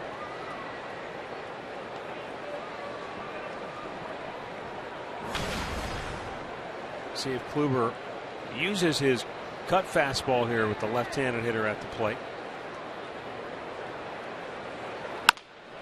Hit on the ground weakly towards second base. Kipnis will that throw was him it. out. That was it. We were talking about Mariano Rivera and how he had the most devastating cutter maybe in the history of the game. But one cut fastball that didn't work out for him took place right here against the Diamondbacks in Game 7 of the World Series. And with the infield drawn in, all Luis Gonzalez had to do was just get the bat on the ball. He didn't get much of it. Right, but it just barely hit outfield grass, but it was enough. And they captured their World Series title that year. It's a great series. Boy, it sure was. And with the backdrop of 9/11, just the raw emotion. And how many times did they have the lead in Yankee Stadium and they hit the home runs to come back and win games late? It was a great World Series. Yeah, Kim, the Diamondbacks closer just came apart at the seams. But they hung in there. They win it in Game 7, and that was the game-winning hit. And Gonzalez has been famous ever since in this area, hasn't he? Yeah.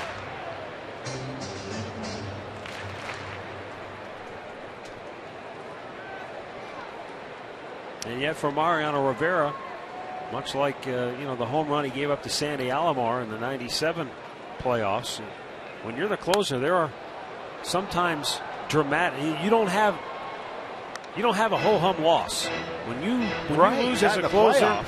It's usually in spectacular fashion, but when never, you think never of how many derailed games that he's pitched in the playoffs, and you look at his numbers, throughout his playoff history and as many games as he pitched in, they're spectacular. It's incredible. It really is. I mean, you have to remember the ones off Mariano Rivera because there's so few of them. You know what I mean? Because you can remember them because there's only a few. There's only a couple. So his memory was short, but what a great career, and he's missed in the game of baseball. But you're right. He's taken that pitch, that one pitch, that cutter, to a different level. He survived on one pitch for an awfully long time. Now the 1-2. Slider in the dirt.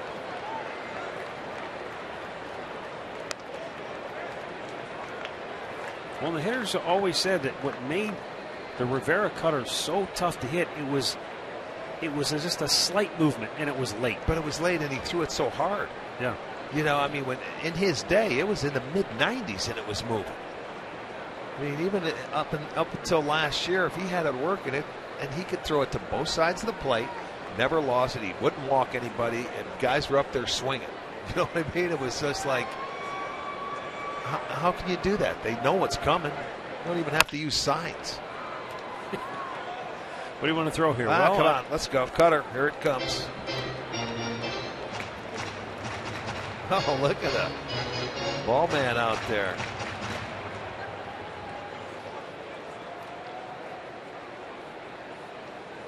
Two and two the count here on Aaron Hill, who had a base hit his first time up.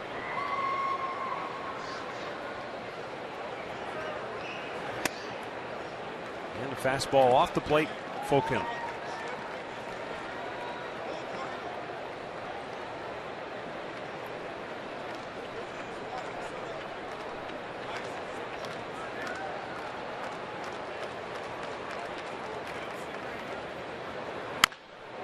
Bounce foul third base side.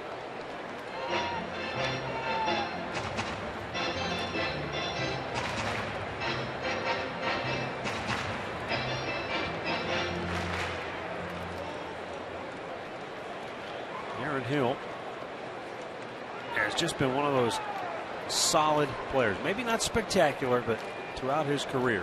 273 career average coming into this year. Out of plate on the right side. Well, he's making Kluber work to get him out.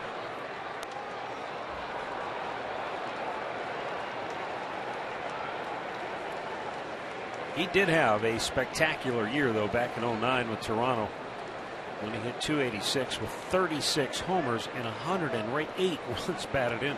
Not sure anybody saw that coming.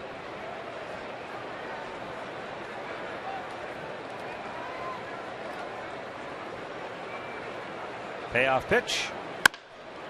Hit right at Jason Kipnis. And he'll throw him out. Corey Kluber sets him down 1-2-3. And after 4, it's the Indians 3, the Diamondbacks nothing.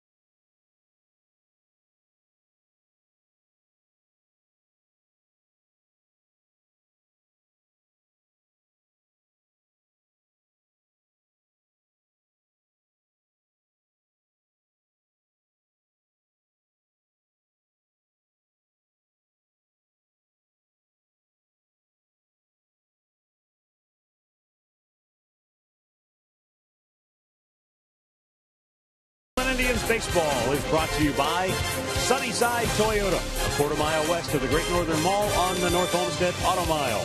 By Live-In Furniture. For the best deals on furniture and mattresses, shop Live-In's.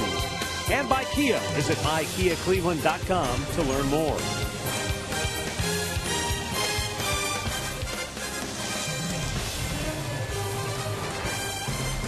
Indians have a 3-0 lead as we head to the 5th inning. Michael Brantley, Carlos Santana, Jason Kipnis due for the Tribe.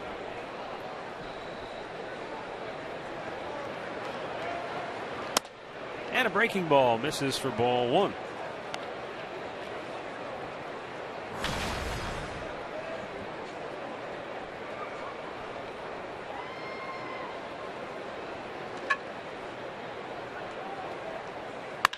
High drive, deep right field. If it's fair, it's gone. Parra's looking up.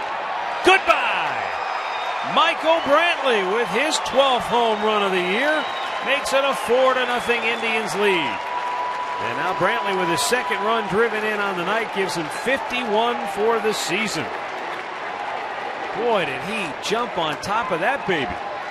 Well, remember early in the game he's trying to throw a lot of these guys inside. Well, Brantley was waiting for it, and he got the fastball, and he turned on it. He was guessing with him that time, and he went with the fastball. And look at, he tried to throw it in, but it was upstairs, and he got a good piece of that one, and that was high. Normally, Michael, a good line drive hitter, but that one was elevated. He got some top hand on it, and it carried out of here. Number 12 for Brantley. And another solo home run. Brantley and Carlos Santana tied for the team lead in home runs. Both Brantley and Yan Gomes have gone deep tonight. Yeah. Santana has struck out and walked. Out of their 6 hits, you have 2 triples, 2 homers, and 2 singles. We got to mix in a couple doubles now.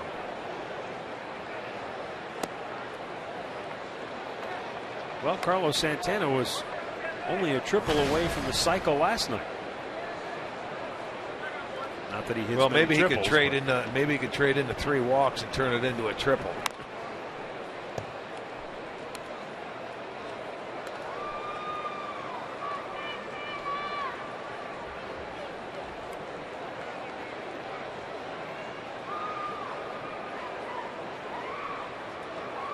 Well, it's just nice to see Carlos swinging it the way he's capable of doing it.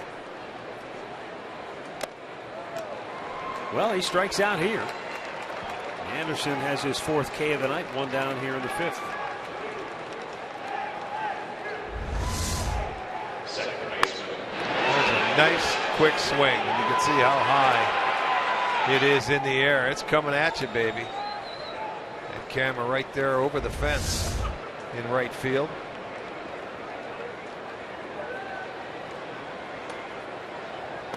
Jason Kipnis looks at a breaking ball outside.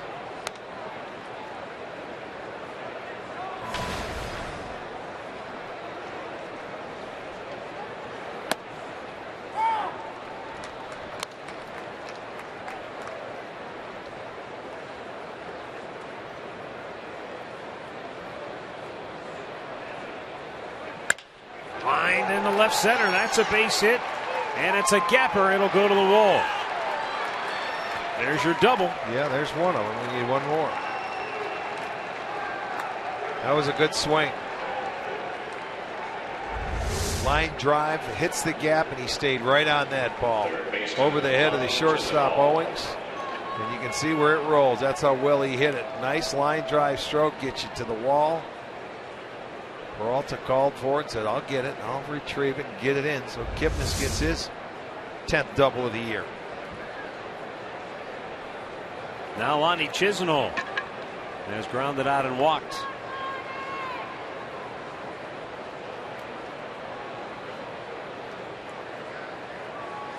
You know, you've mentioned that with the time that Jason Kipnis has missed, it takes some time to get yourself back into that rhythm. And Terry Francona was talking about that. He said, I don't think Kipnis feels like he's gotten into a real good rhythm yet. He said, I think he's got good presence at the plate. He's gotten some hits, but he's still searching for that. Yes, he is. I mean, He's not the Jason Kipnis. When he starts driving the ball that way, a stroke like that, you like to see. But it's got to come on a more consistent basis for him, and it will. When you're an everyday player and you're in the marathon, you need that. You need that every day. You got to play when you're tired. You got to play when you're a little dinged up. And you're amazed of what your body can do. But when you're injured and you miss a month, that's a long time to come back, and you're starting all over again. Out of play.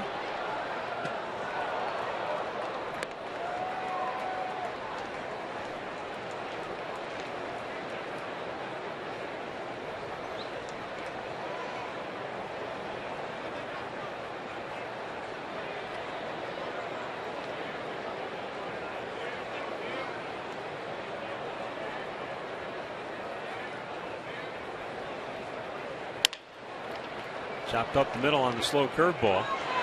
Nice play by the shortstop Owings to throw him out. 2 down. Kipnis moves to third.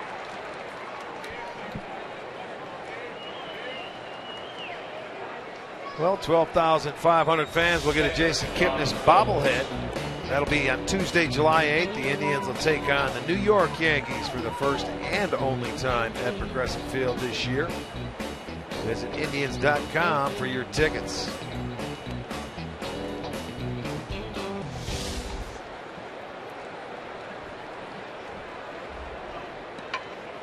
So Jason Kipnis 90 feet away. Yan Gomes to the plate. He homered in the second, fly to center his last time up. Curveball in for a strike.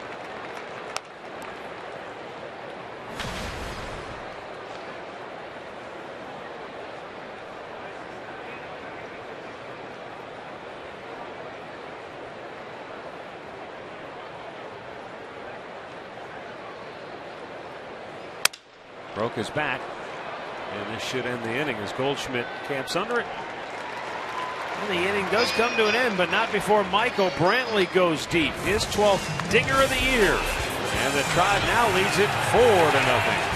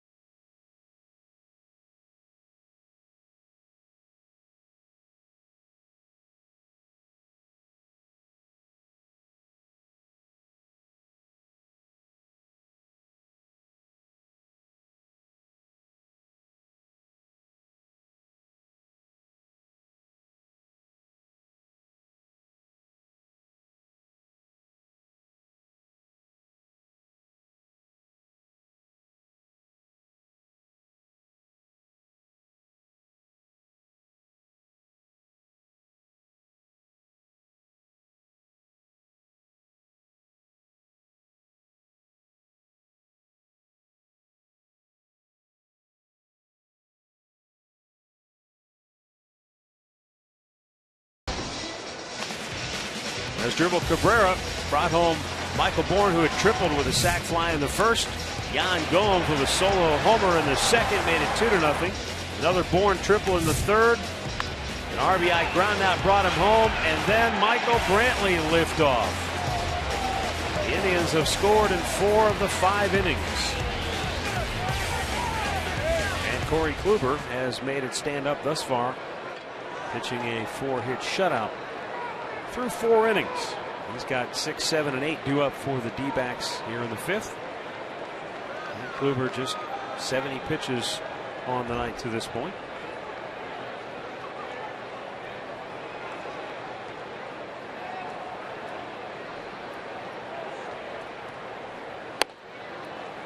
A little bit low for ball 1.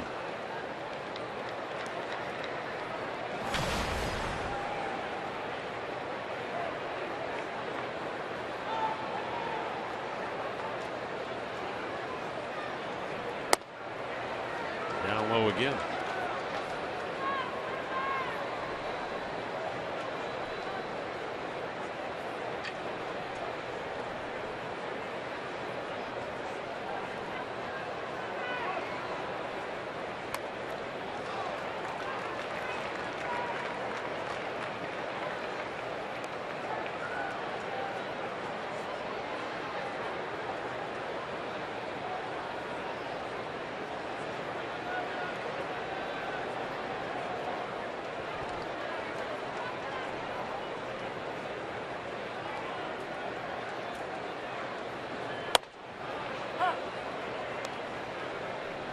Prado taking all the way. It's 3-1.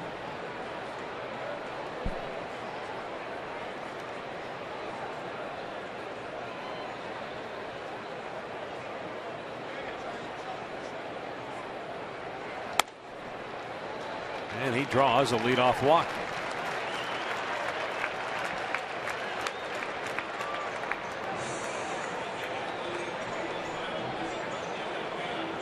First walk of the night for Kluber.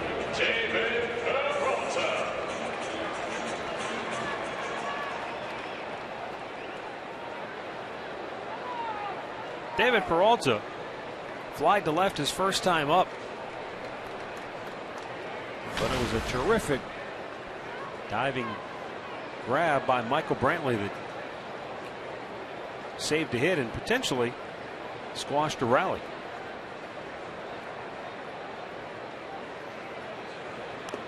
In the dirt, Gomes blocks it.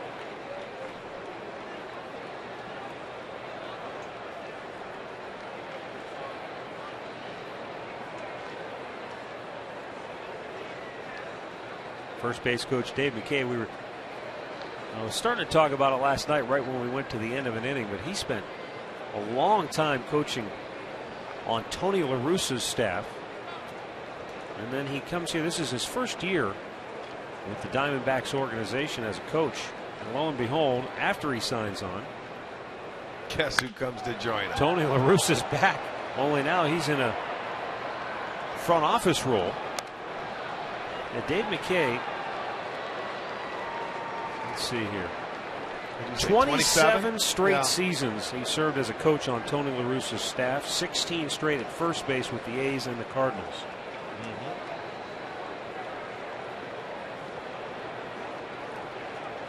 He spent a year with the Cubs, I believe, over there coaching. Yes, he did. I believe it was third base, but it wasn't long. 12 and 13. And a strike called.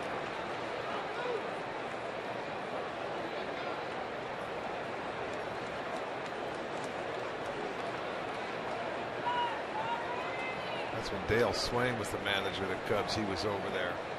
Dale didn't last long. He's now the hitting coach with the Kansas City Royals. 1-2 pitch.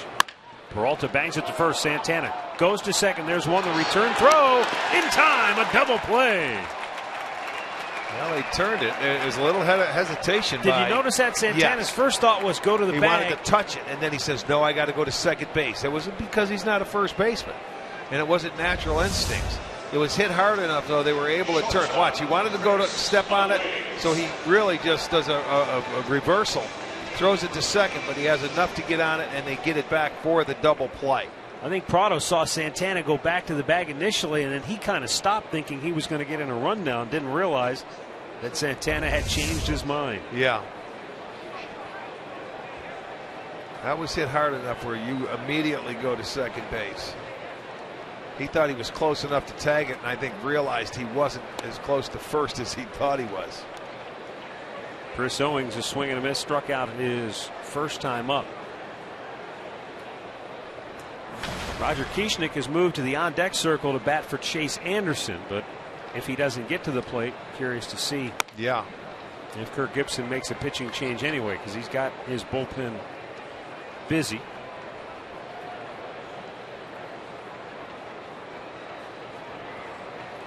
Well, he's going to end up having to lead off next, so you're going to bring a guy in for 1 inning.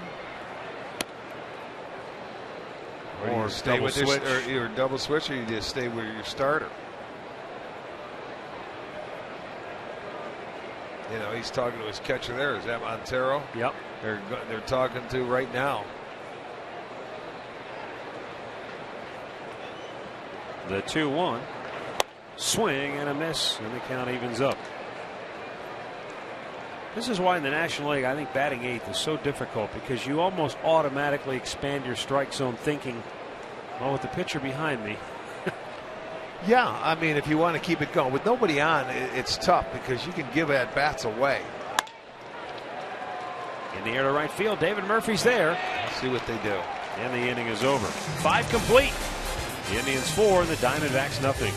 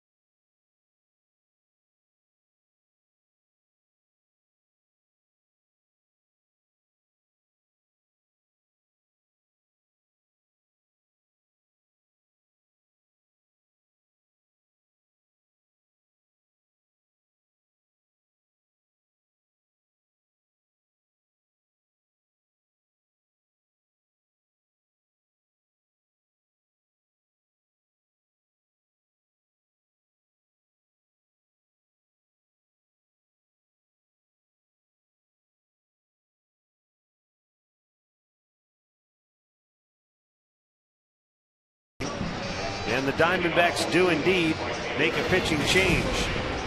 Today's Cleveland Clinic call to the bullpen will be for Zeke Spruill.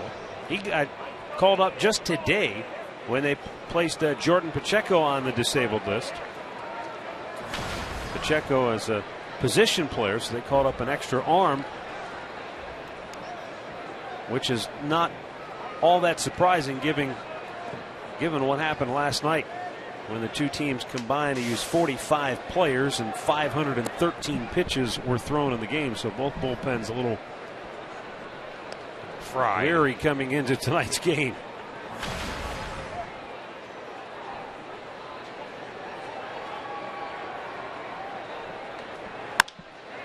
Fouled out of play. Spruill's 24 years old. It's his second tour of duty with the D-backs this year. He got called up earlier this year. He was the so-called 26th man in a doubleheader. And he ended up getting the start in the second game of that double dip. Took the loss, giving up 3 earned runs in 5 1/3 innings of work. Murphy drives one to fairly deep right field, but Parra is there to make the catch. One away. Well, time now to check out our AT&T fan photo of the game. And remember, you can tweet your photos to us by using the hashtag STOFanPhoto for a chance to have one of your pictures shown during our ball game. It's all courtesy of AT&T.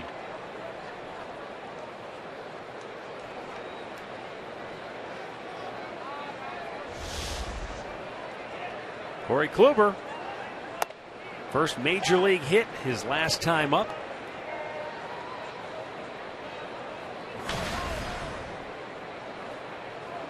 not only did he work the count, but he jumped on that fastball. And I mean, he's a legit guy at the plate. I mean, why else would Terry Francona have used him in a pinch hitting role last night in that ball game? Well, he got his hit, so you don't have to worry about it. 2 down. First strikeout for Sproul. This was the hit back in the 4th inning. It came with 2 outs. He looked like a legitimate hitter right there. Put a short swing on it.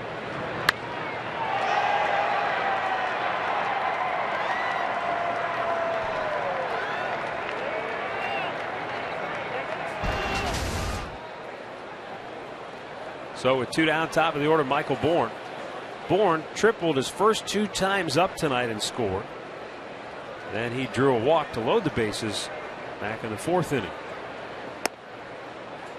Curveball in for a strike.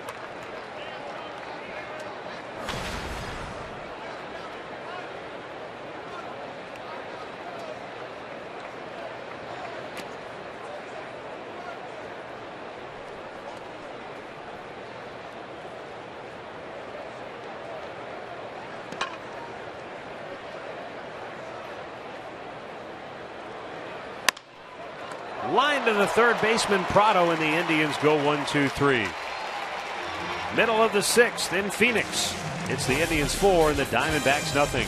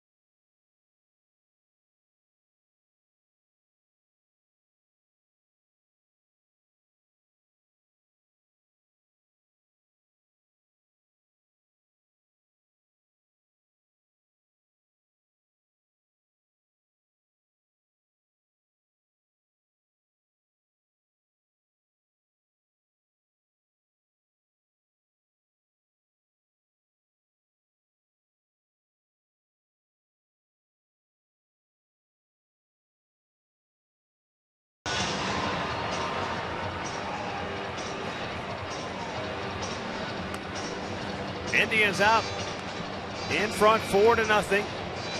Bottom of the 6th inning.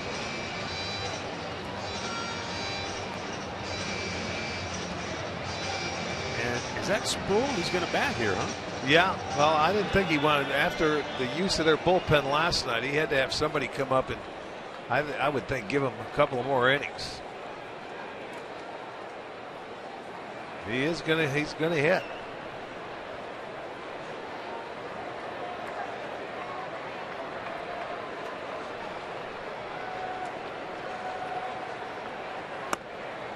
And Corey Kluber gets ahead with a first pitch strike.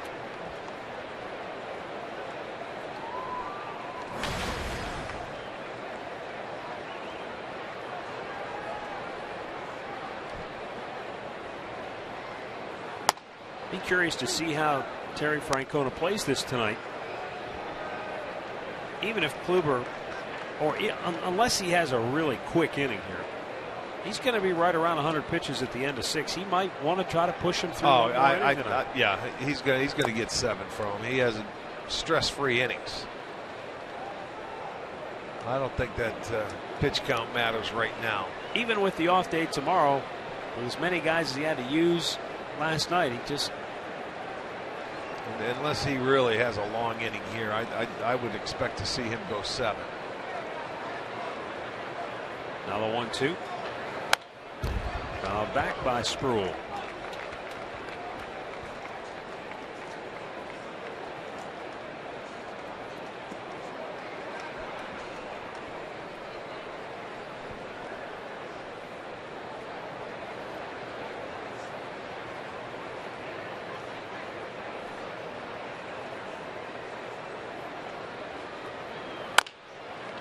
Weak chopper.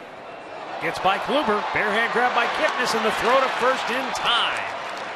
That's a great job by Kipnis, not assuming that Kluber was going to get it. He came charging hard. And once it got by the Indians pitcher, Kipnis was there to clean it up. I want to see the pitcher coming out of the box, because I don't think he got a very good jump, and he's just running. But once he saw it get past Kluber, he kicked it into gear. Sure did. So that gave Kipnis some time. I mean, he's not a hitter, he's a pitcher, so you don't break out of the box trying to get a base hit.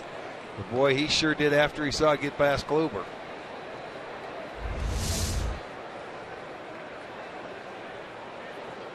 You know, it made me think, Rick, now that we've heard the news about Justin Masterson with regards to having a knee that's bothering him, if that at bat he had last night where he topped one towards third base, had to sprint hard down the line, I wonder if that had any impact on him. He looked like he went down the line fine. There was no limping or anything like that.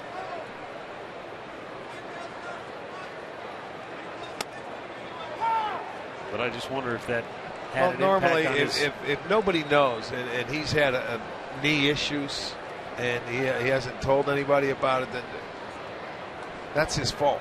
I mean, you know, you have to let people know if you are injured. Somebody, you know, you can't do it on your own.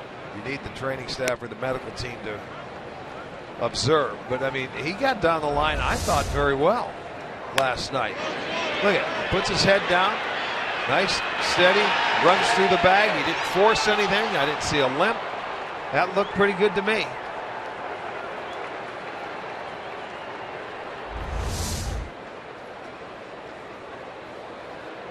Then again, that's just running out of ground ball. You don't know on his pitching leg if it's his drive knee or his landing leg or anything like that. Yeah, we can't speculate. We don't know. 2-1 pitch in there for a strike. Yeah, it might not bother you when you're running straight, but when landing, throwing, yeah, something like I don't know. It's almost like you want to see something's wrong because he's been so inconsistent out there, and his control has been. Didn't look like himself last night. No, that's for sure. He did not. 2-2 got in on him. Popped to center, and Michael Bourne is there. 2 down. Well, it'll be another $1 dog night from Sugardale. It'll be Friday, July 4th. The Indians host the Kansas City Royals. And it'll be $1 dogs during the game. There'll be post-game fireworks after the ball game. Just go to Indians.com and get your tickets.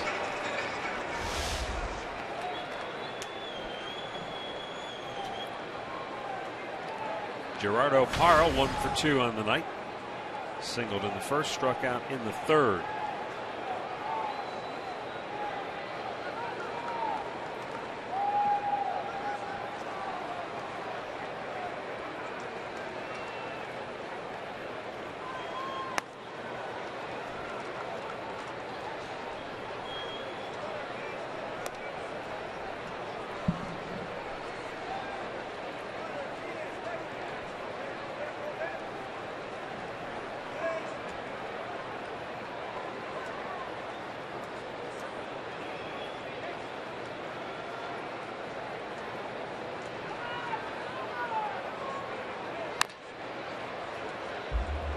One ball, one strike.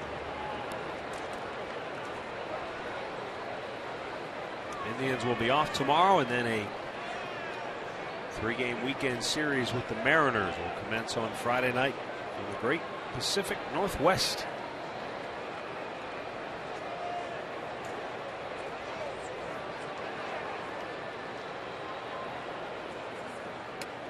Tonight at Safeco Field, the Red Sox are beating the Mariners 5-3. They're in the 6th inning.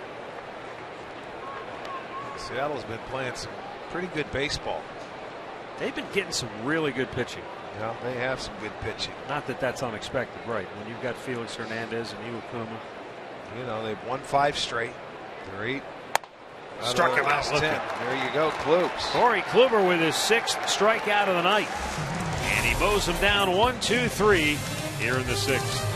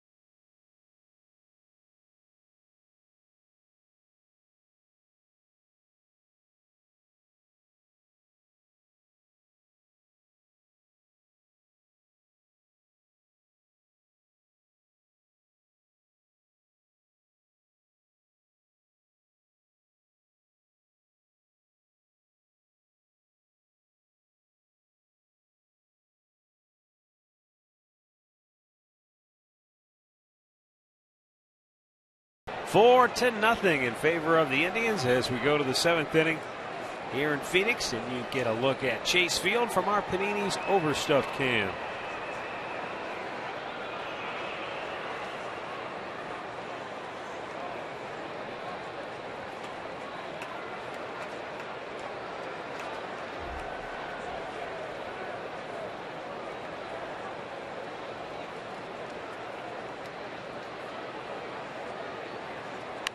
Cabrera bunts it.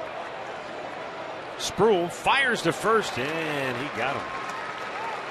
Nice play. He didn't have any time to waste.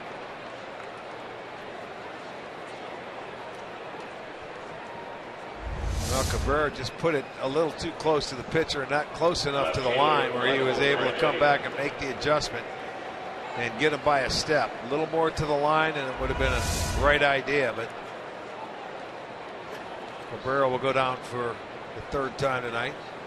0 for 3, but he did have the sacrifice fly in the 1st. Outside, Michael Brantley singled in the 1st inning.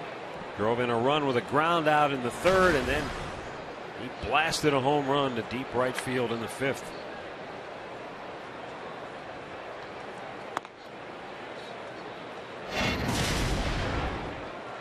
Going to turn on a high inside fastball. With a nice swing over our cameraman out there in right field. He doesn't go to the All-Star game. There ought to be an investigation. Well, I would think he has to.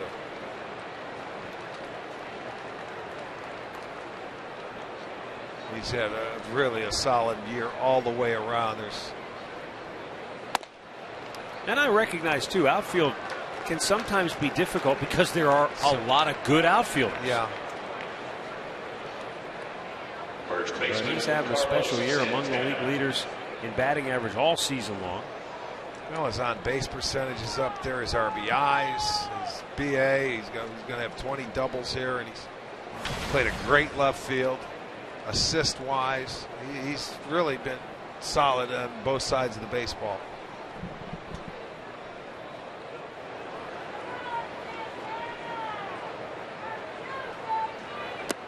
Carlos Santana looks at the ball down low.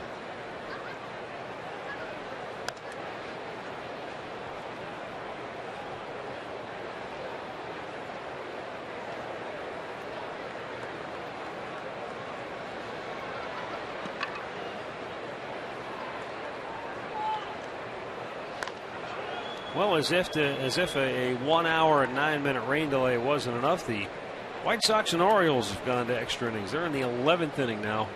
Well, they must be in Baltimore. Okay. We're done. We got no rain. Yeah, we had our 4-day trip there. Beautiful weekend when we were in Crabtown. Look to second. They'll throw to first. 2 down. Brantley into scoring position now.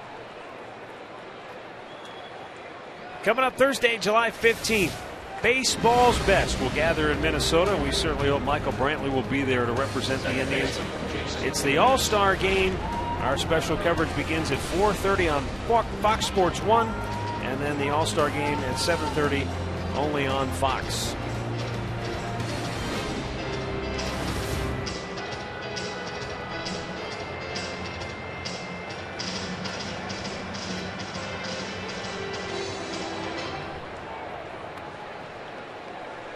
Jason Kipnis doubled his last time up.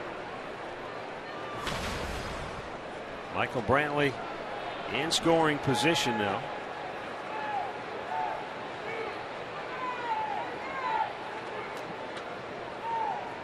Zeke Sproul retired the first 4 that he faced before he walked Brantley.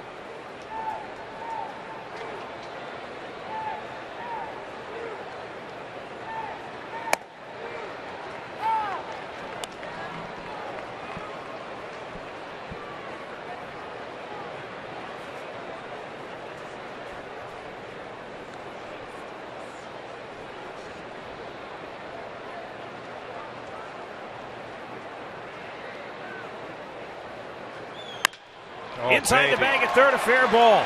Down the line it goes. Brantley comes home to score. 5-0 Cleveland. Kipnis hustling head first dive into second base with a 2-out RBI double. His second double of the night and his 22nd run batted in on the year. Yeah, nice at bat. He's had back-to-back at bats that have really been good, and he just stays on it long enough, and he just drilled it down the third baseline. They couldn't defend that. And he hustles his way into second. So there's your second double. They've got 2 doubles, 2 triples, 2 dingers in the ball game. And 2 singles. There we go. For the cycle. If only it was Tuesday. It's 2 for Wednesday.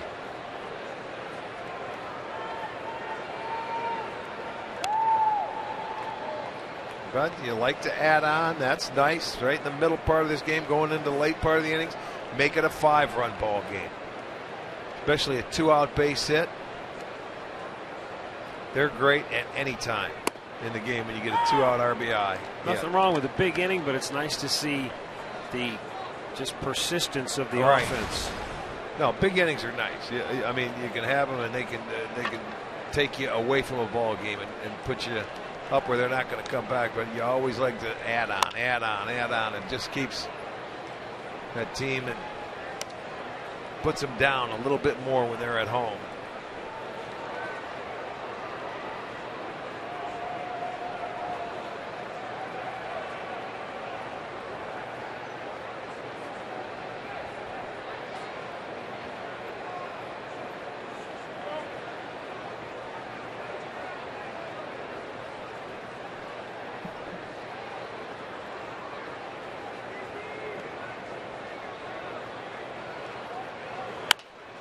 That's out of play.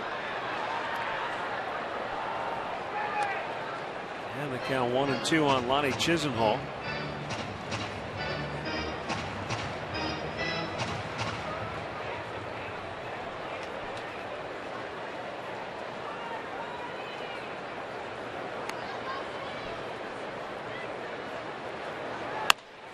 He waited back, and the ball ticks off the glove of Owings, and coming home to score is Jason Kipnis. Lonnie Chisenhall with an RBI single. 6-0 Cleveland.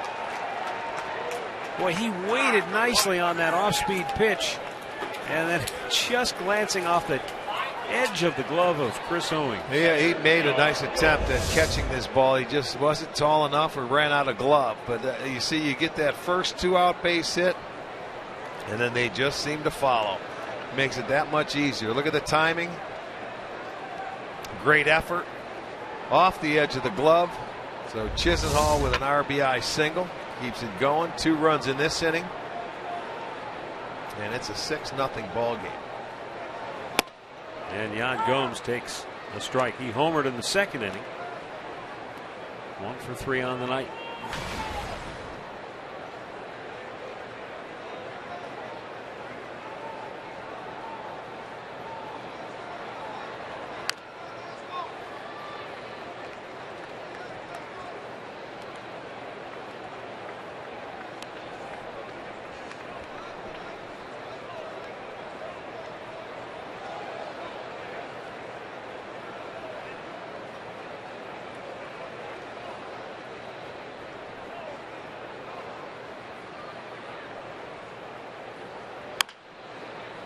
Michael Bourne, Michael Brantley, Jason Kipnis, all with 2 hits tonight. Bourne has scored 2 runs. Brantley has scored 2 runs. Kipnis has scored 1, and Yan Gomes came around on his solo homer.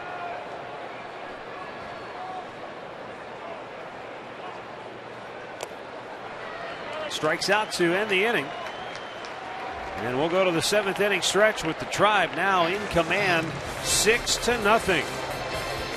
7th inning stretch is brought to you by Spitzer Auto World. Life is hard. Buying a car shouldn't be.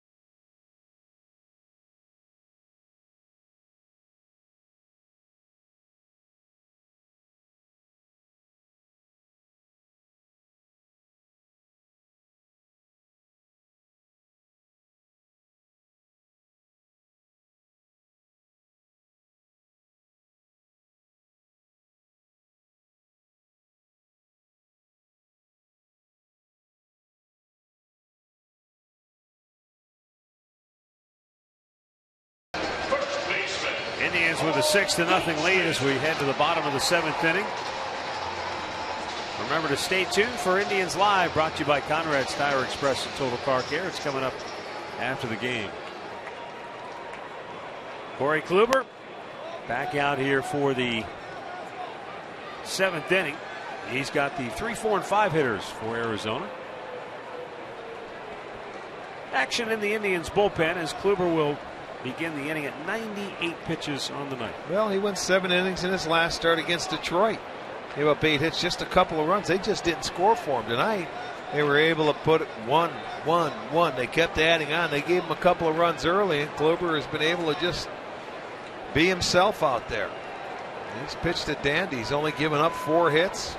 He's walked 1 and struck out 6. Typical Corey Kluber.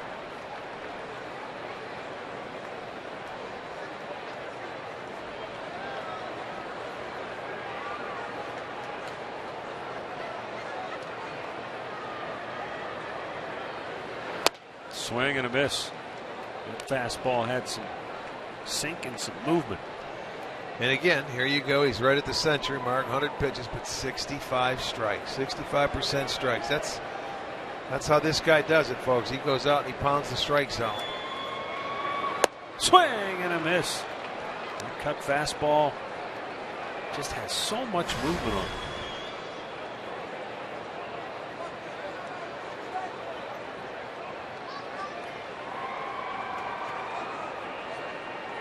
Now 1-2.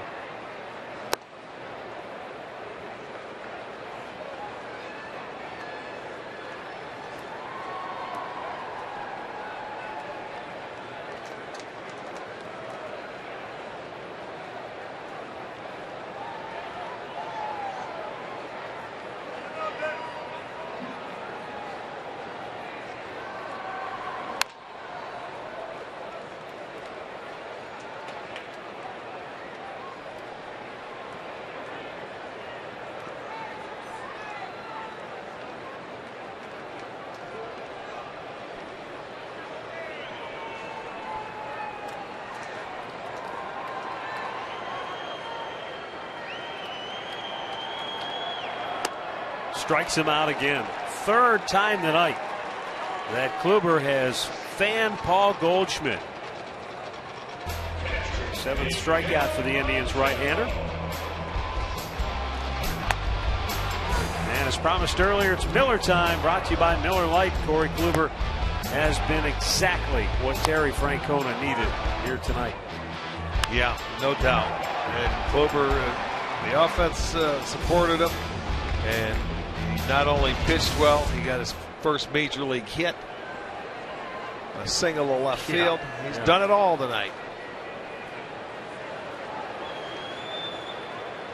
His performance has been a relief to Terry Francona and the pitching coach Mickey Callaway, because the bullpen had to eat up a lot of innings last night in that 14-inning game. Katie Witham is down by the Indians dugout. Katie, do you have a list? Do we know who's available, who's not available for the rest of this game should they need him? Yes, Matt, we do. And, you know, Terry Francona said we take inventory every day, especially after last night's game. You won't see Crockett, Shaw, or Carrasco, but Nick Hagedorn is here and fresh. Zepchinski, Allen, Atch, and Axford all available tonight. All right, thank you. We saw Scott Atchison up, so looks like he would be the first man into the fray if needed. But the way Kluber's mowing them down here, well, it's been stress-free today. Yeah, you know, I mean, he's been out there. He's given up 4 hits. 2 of them came the first 2 hitters he's faced, and then 1 in the second, 1 in the third, and then it's been shut down. As you say, it's not always, the pitch count isn't always the end-all be-all. It's how you get there. In many cases. He's been stress-free, and you know, for me, 150, 120 pitches, the way he's pitching tonight is just fine.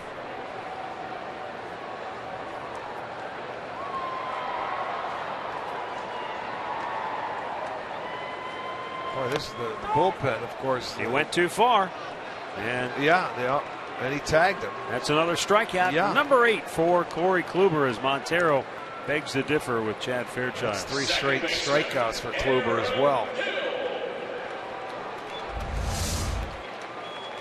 You know, this bullpen of the Indians, they've been used more than anybody in all of baseball. They have the most relief appearances, and sooner or later you need some starters to step up, because they have struggled, man, in the last couple of weeks as far as the rotation goes. Well, Rick, I don't remember the exact pitch count, but remember it was, I think the date was June 16th when Trevor Bauer. He had 119. Yeah. And he pitches. said afterwards, I could have gone 130, 150, whatever. I'm conditioned to do that. I remember the start. He went out there. You needed him to go deep. He went out into the 7th, and he battled 119 pitches, a career high. But, you know, sometimes you have to do that with your starters. You can't make it that 100-pitch mark, because you're looking at 5 innings sometimes, 6 innings. But when you're on a night like tonight, you can push a guy a little bit longer. The 1-1, swing and a miss. Now, Kluber's been your best all year. Had he had bases loaded situations in second and third, nobody out, that changes the whole picture. Yeah. Anytime a guy gets through 2, here's the way I think. A guy that has to fight and battle his way to get through 2 innings. I don't care what inning you're in. Once he gets to that 3rd time, you got to get him out of there. Ground ball to short. Cabrera scoops it up, throws him out, and a 1-2-3-7 for Corey Kluber. He has struck out 8, and he has pitched 7 shutout innings tonight.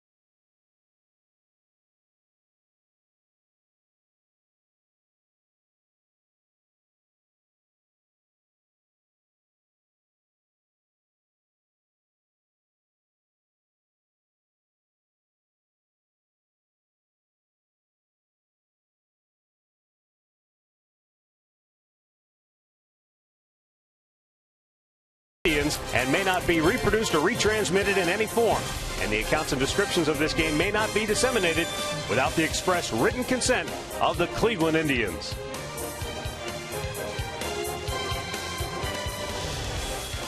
Well, Corey Kluber, a fantastic effort here tonight. The Indians offense has backed him with a half dozen runs, and they've kept the pressure on all night long because in the 7 innings they've scored in 5 out of those 7 innings.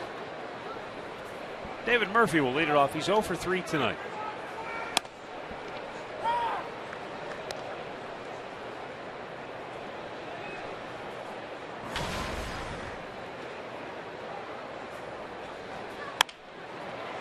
High fly ball, center field. Inciarte will make the catch, one away. Tonight's in-game box score brought to you by your Hyundai dealers. And a lot of different players have had a hand in it tonight, including Corey Kluber, got his first major league hit. But Michael Bourne, he was truly the table setter and the engine that got it going tonight early. Yeah, he had a tough night last night, striking out 4 times in that long ball game, but it didn't take him long to get this offense rolling tonight. He scored 2 in the first 3 innings. Nick Swisher will pinch hit for Kluber. Here in the 8th inning, takes a breaking ball for a strike.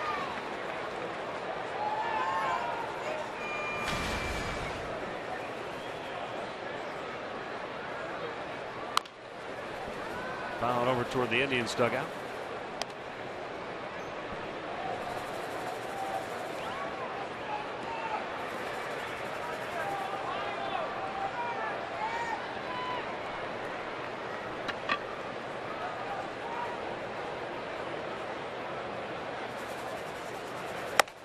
Swing and a miss. 2 down here in the 8th inning. Time for a Mazda game break. Here's Al. Center fielder Michael Bourne.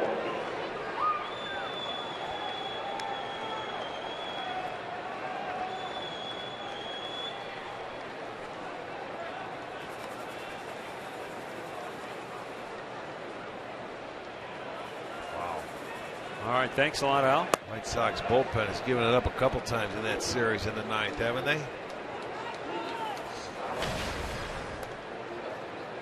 Well, that's one of those ones that's just like a sucker punch, though. Oh yeah, it's a backbreaker. It was a Chris Davis 3-run walk-off in the first game, and then a grand slam in the 9th inning.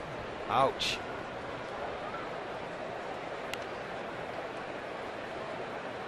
Michael Bourne, as I mentioned before, I think he had a big hand in this one. As you said, he had a rough night last night, 1 for 7, 4 strikeouts, but he tripled over the bag to start the game.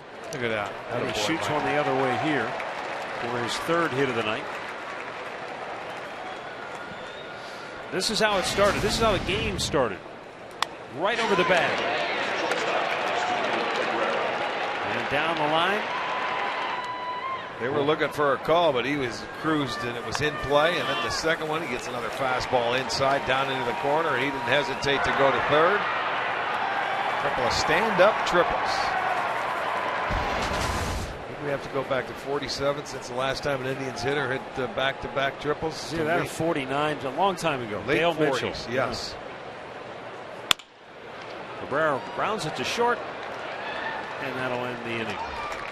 Bottom of the 8th coming up in Phoenix. It's the Indians 6 and the Diamondbacks nothing.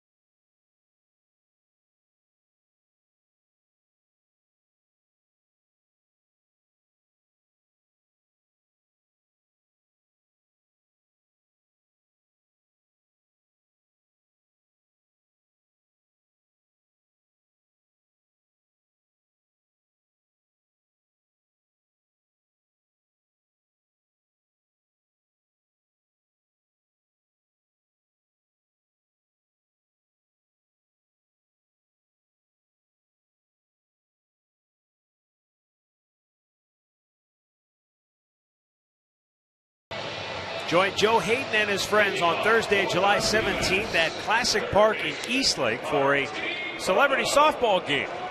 Special event features Cleveland's pro football players and a home run derby at 6 before the softball game at 7. You can take photos, get autographs from the players in this interactive event. Just log on to captainsbaseball.com for all the information. Scott Atchison on now to pitch here in the 8th inning for the Indians. Atchison, 3 wins, no losses in 33 games, a 3.18 ERA. He's only walked 5 batters, and he has struck out 24 in his 34 innings of work. Nice game by Kluber tonight. 4 hits in his 7 innings, 8 punchies, 1 walk.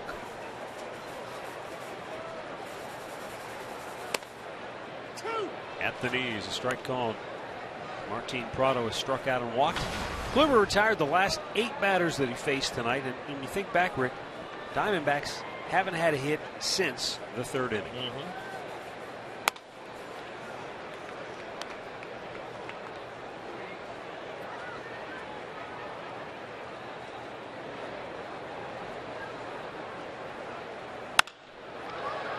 To right field, Murphy cruising back.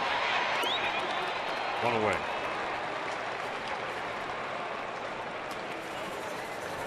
Well, guess what? It's another Sugardale Dollar Dog night. That'll be Thursday, July 10th, as the Yankees come to town. Dollar Dogs all night long. Visit Indians.com for your tickets.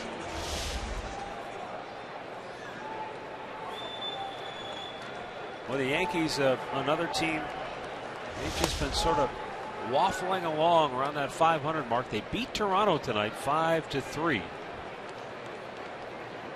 Yankees 40-37 on the year now, but that snapped a 4-game losing streak for the year.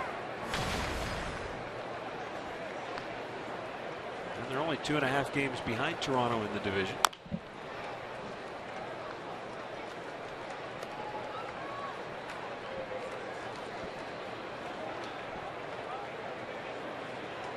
The thing you have to worry about is Detroit, because all of a sudden they've won 6 in a row and they're back to 10 games over 500. Yeah, they hit their tailspin for just about a month. And it seems like they're coming out of it. And a big part of that was against the Indians last weekend in Cleveland. They ended up winning that last game in the Kansas City series, a 2-1 ball game. Coming into Cleveland, they sweep the Indians and they go. And looks like they're going to beat. No, they did. They beat them. So the first 2 times they beat Texas.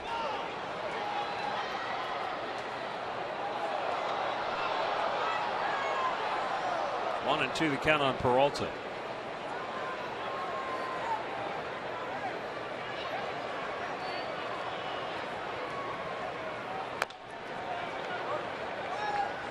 See Atchison, how does he keep following these pitches? So it's pretty good breaking balls. But Peralta staying alive.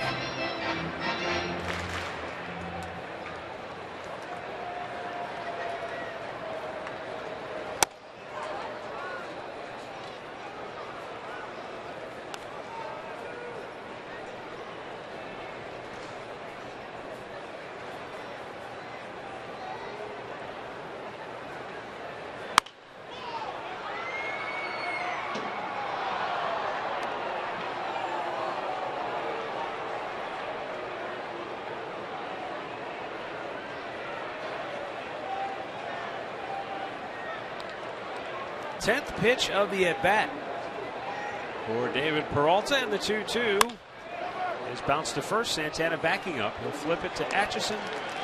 2 away.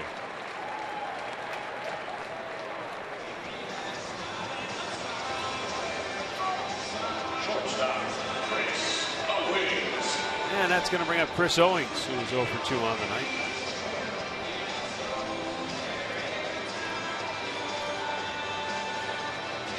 You know what I was just noticing here at Chase Field, and I love this. Out in left field, beyond the seats, they've got 2 signs up advertising. We'll continue this thought when we come back. One pitch retires Chris Owings, and 1, 2, 3 go the Diamondbacks. 6-0 Cleveland.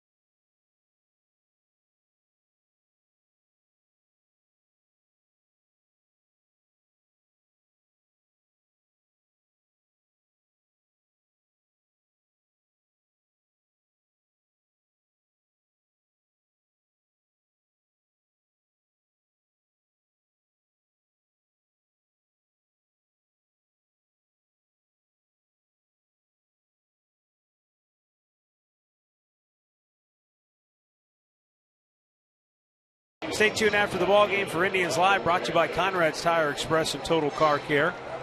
Al and Jason will have all the highlights. Now, this is what I love, Rick. You've got conflicting messages here. Mountainside Fitness, Fat Burger. Yeah, you go into Fat Burger and you get one and you eat it, and then you go upstairs to Mountain Fitness and work out before you come back and watch the game. That's awesome. I'll just have the Fat Burger and pass on the Mountainside Fitness.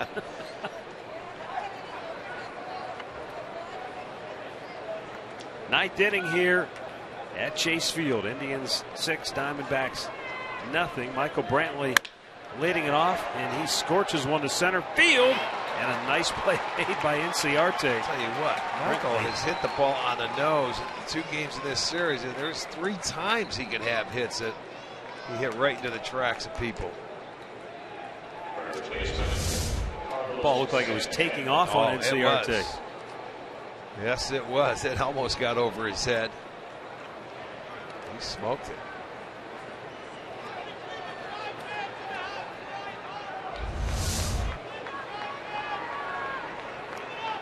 Carlos Santana 0 for 3 on the night.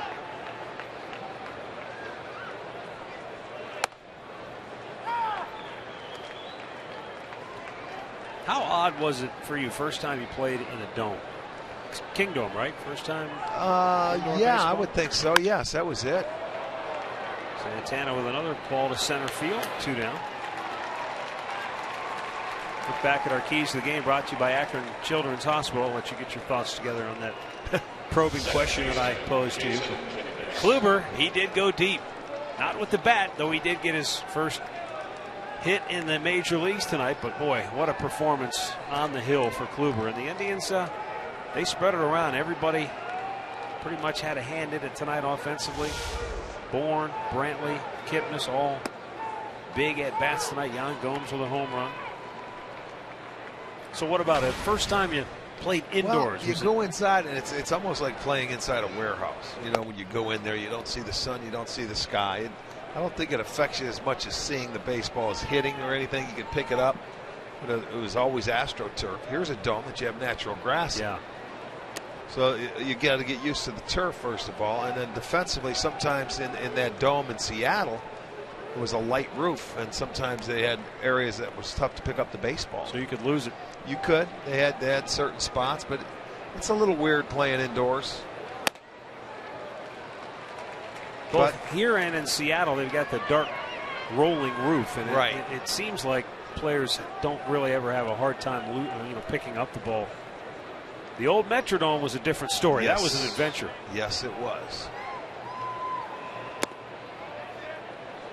down low. And of course, I've always heard the stories about the Astrodome, about how originally there's glass tiles in the roof, and guys kept losing the ball, so they had to paint them. Yeah. Same thing in Milwaukee. You know, you have those windows there. That Milwaukee was a tough spot too. Kipnis takes a call, third strike, and the Indians go 1-2-3, and we'll go to the bottom of the ninth, 6-0 Cleveland.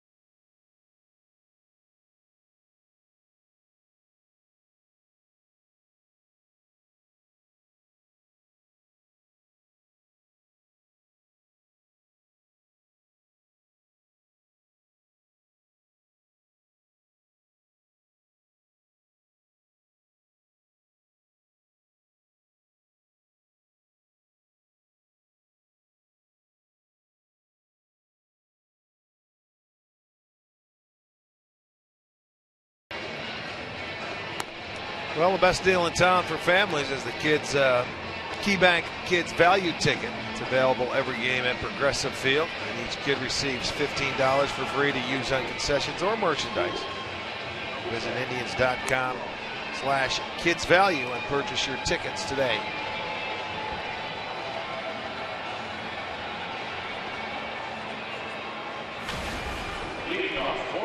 Mark Zipchinski on for the 40th time this season. Now to pitch the ninth inning.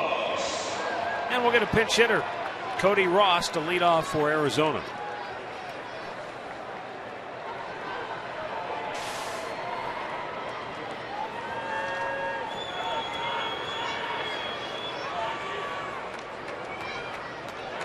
Ross is 4 for 15 as a pinch hitter.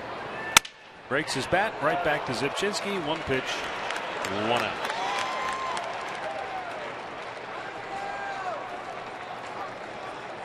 Top of the order now, Ender Inciarte.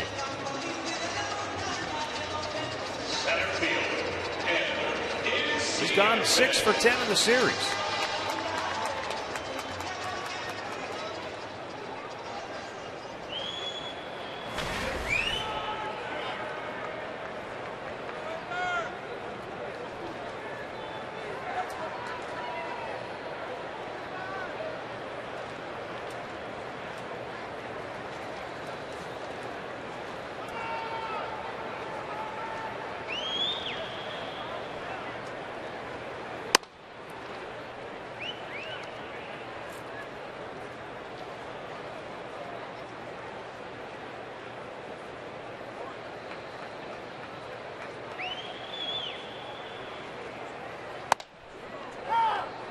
Next time the Indians see the Diamondbacks will be August the 12th and 13th at Progressive Field.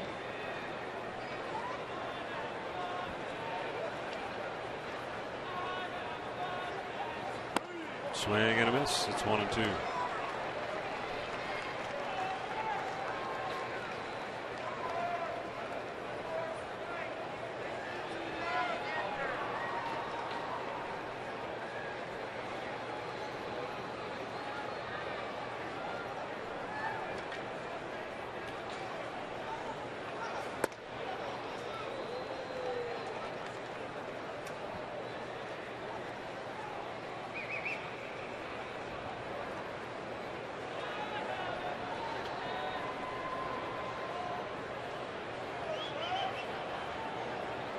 Now the 2-2 from Zipchinski.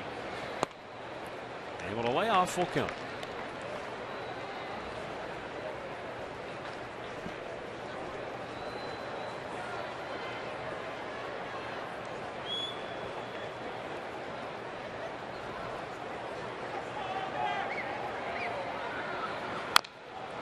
In Baltimore tonight, they're saying it was worth the wait.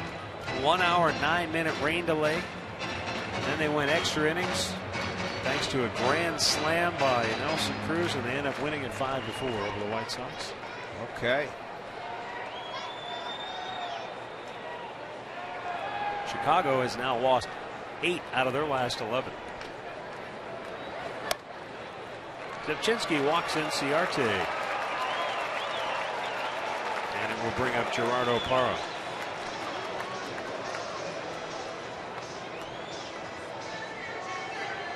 Right fielder, Gerardo Parra.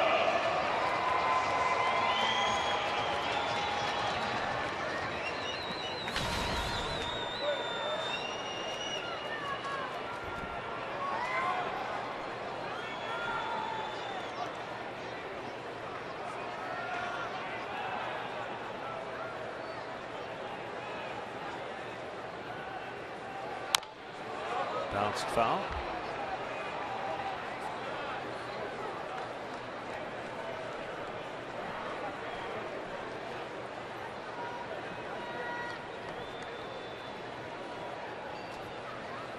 Indians scored in 4 out of the first 5 innings tonight. They tacked on 2 more in the 7th. Corey Kluber made it stand up for 7 shutout innings. Scott Atchison with a scoreless 8th, and now Mark Zipchinski trying to finish things off here in the 9th inning.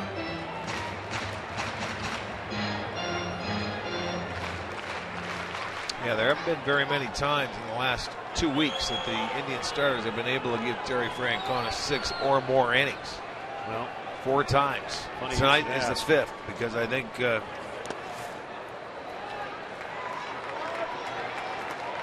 Kluber's been the guy to been able to do that for the most part. Rick, before tonight, in their last 14 games, Indian starting pitchers, 1 win, 7 losses, ERA 5.97, and 10 of those 14 starts were fewer than 6 innings. Yeah, so 4 times tonight is the 5th time. Boy, they desperately needed it. They need the rotation to get going again. They went through the rotation, if you remember, right when we get to Texas. That was the turning point. They went through that rotation twice. Pitched very, very well. And then after that last game in Texas, even though the Indians did win that 17-7 game, that's when the starters ended up, they hit the bricks.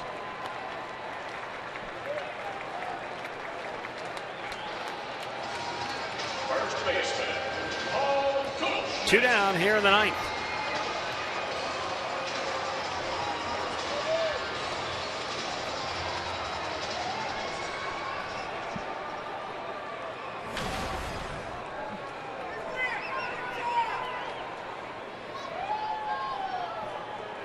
Paul Goldschmidt is 0 for 3. He has struck out all 3 times tonight, but that was against Corey Kluber. Now Zipchinski pumps a fastball at 94 miles an hour by him.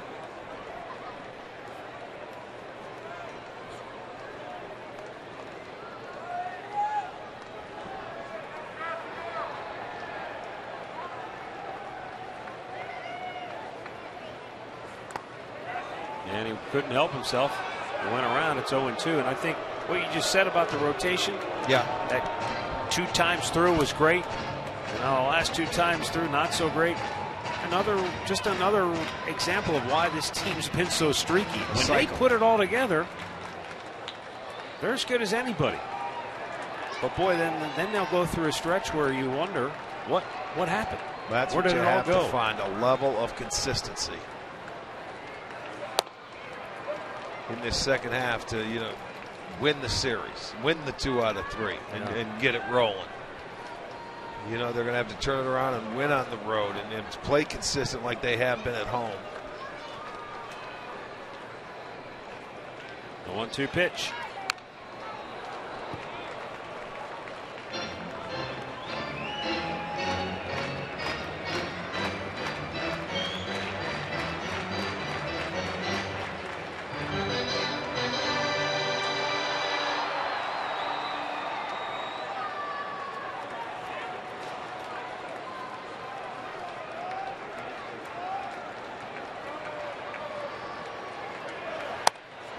just missed outside.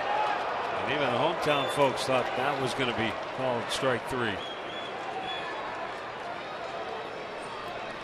Either that or it's the Indians fans that were in the house that expected it to be. There are a lot of them here. We saw a lot of Indians fans when we were walking around earlier. And the 2-2. In the dirt and a full count.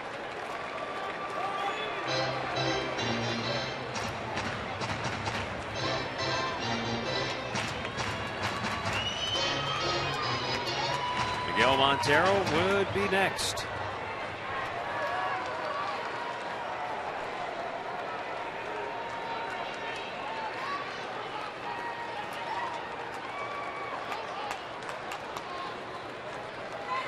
And he missed outside badly with a breaking ball. 2 walks in the inning. And now with 2 outs, Miguel Montero coming up.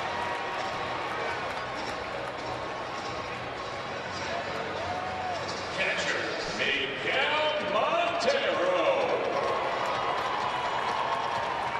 Probably the last batter for Zipchinski. If he doesn't retire Montero, they've got the right-hander ready in the bullpen. Cody Allen is getting loose. But you just as soon see Zipchinski take care of business right here and end it.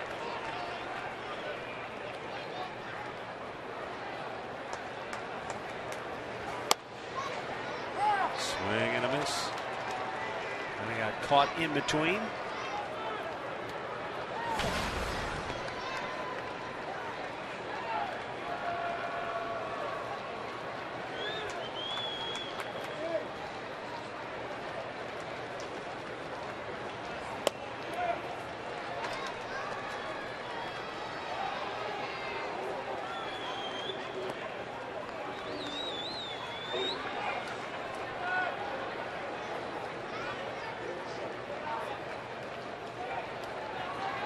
Now the 1-1 from Zipchinski down in the dirt.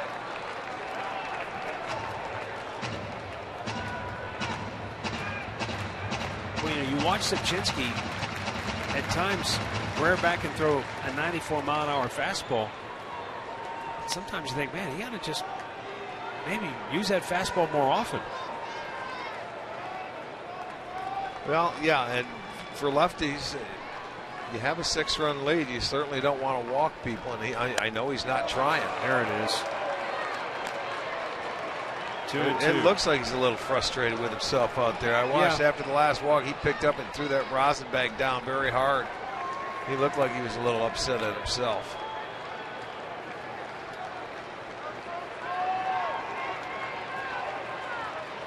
Two on, 2 out, 2-2 pitch. Line drive, base hit center field. There goes the shutout. Inciarte will score. And it's a 6-1 ball game. And that's probably going to be it for Zipchinski.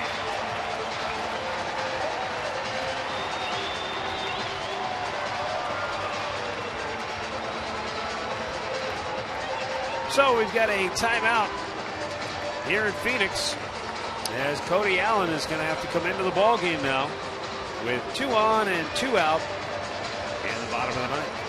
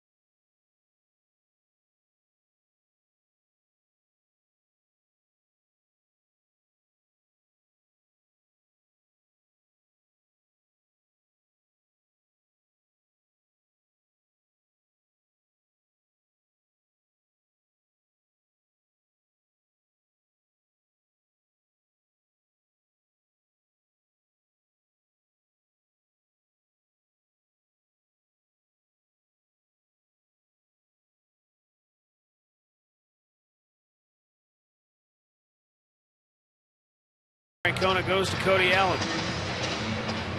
Not a safe situation, but yeah, not that I'm sure he wanted to.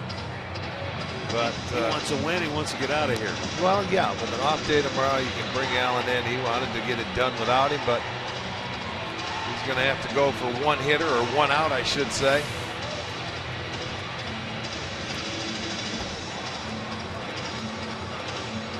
He'll have a tough out to deal with Aaron Hill coming up. Hill was 1 for 3 on the night. Now at second baseman, Miguel Montero had an RBI single, but the problem for Zipchinski tonight were the 2 walks. And as you said, he was clearly frustrated. Just unable to command it here this evening.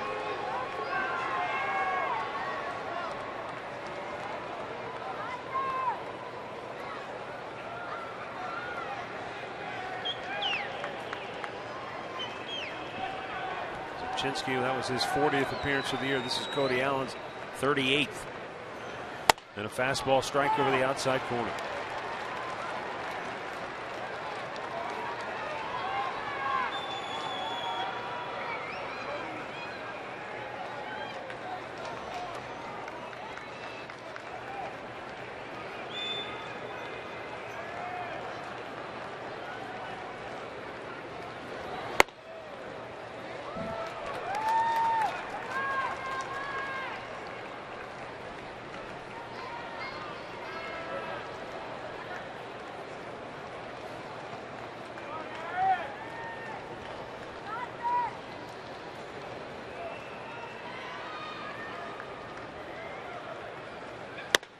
Missed low and away. So he threw strike 1, but he's missed with a breaking ball and then a fastball.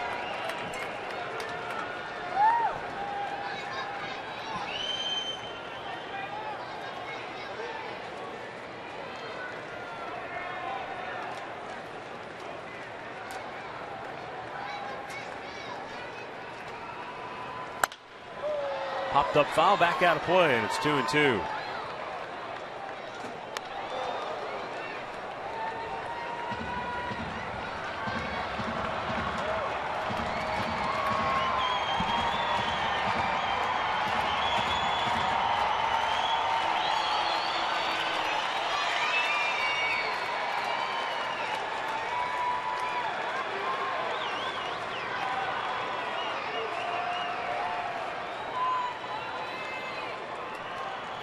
Cody Allen's 2-2 pitch. Swing and a miss. He struck him out to end the game. Cody Allen finishes it off, and the Indians win it by a final score of 6-1 as they split the 2-game series with Arizona. Tribe goes to 38-40 on the year. D-backs are 33-48. Corey Kluber gets the win. He goes to 7-5. The loser is Chase Anderson. He drops to 5-3.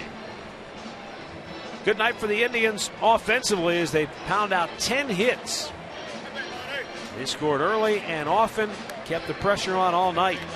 And behind Corey Kluber, who was just terrific, the Tribe cruises to a much-needed win, stopping their 4-game losing streak. Time now for our key play of the game, brought to you by KeyBank. Well, Corey Kluber, it was his night. He had it all working today. He just gave up 4 hits, had 8 strikeouts, had the nice cutter, a nice slider, as always.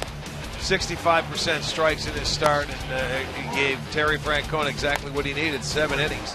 He locked up some hitters, and he was good all night long. He gets his first win of the month of June, which is very good. He goes to 6-0 in interleague play. That was our KeyBank key play of the game, brought to you by KeyBank.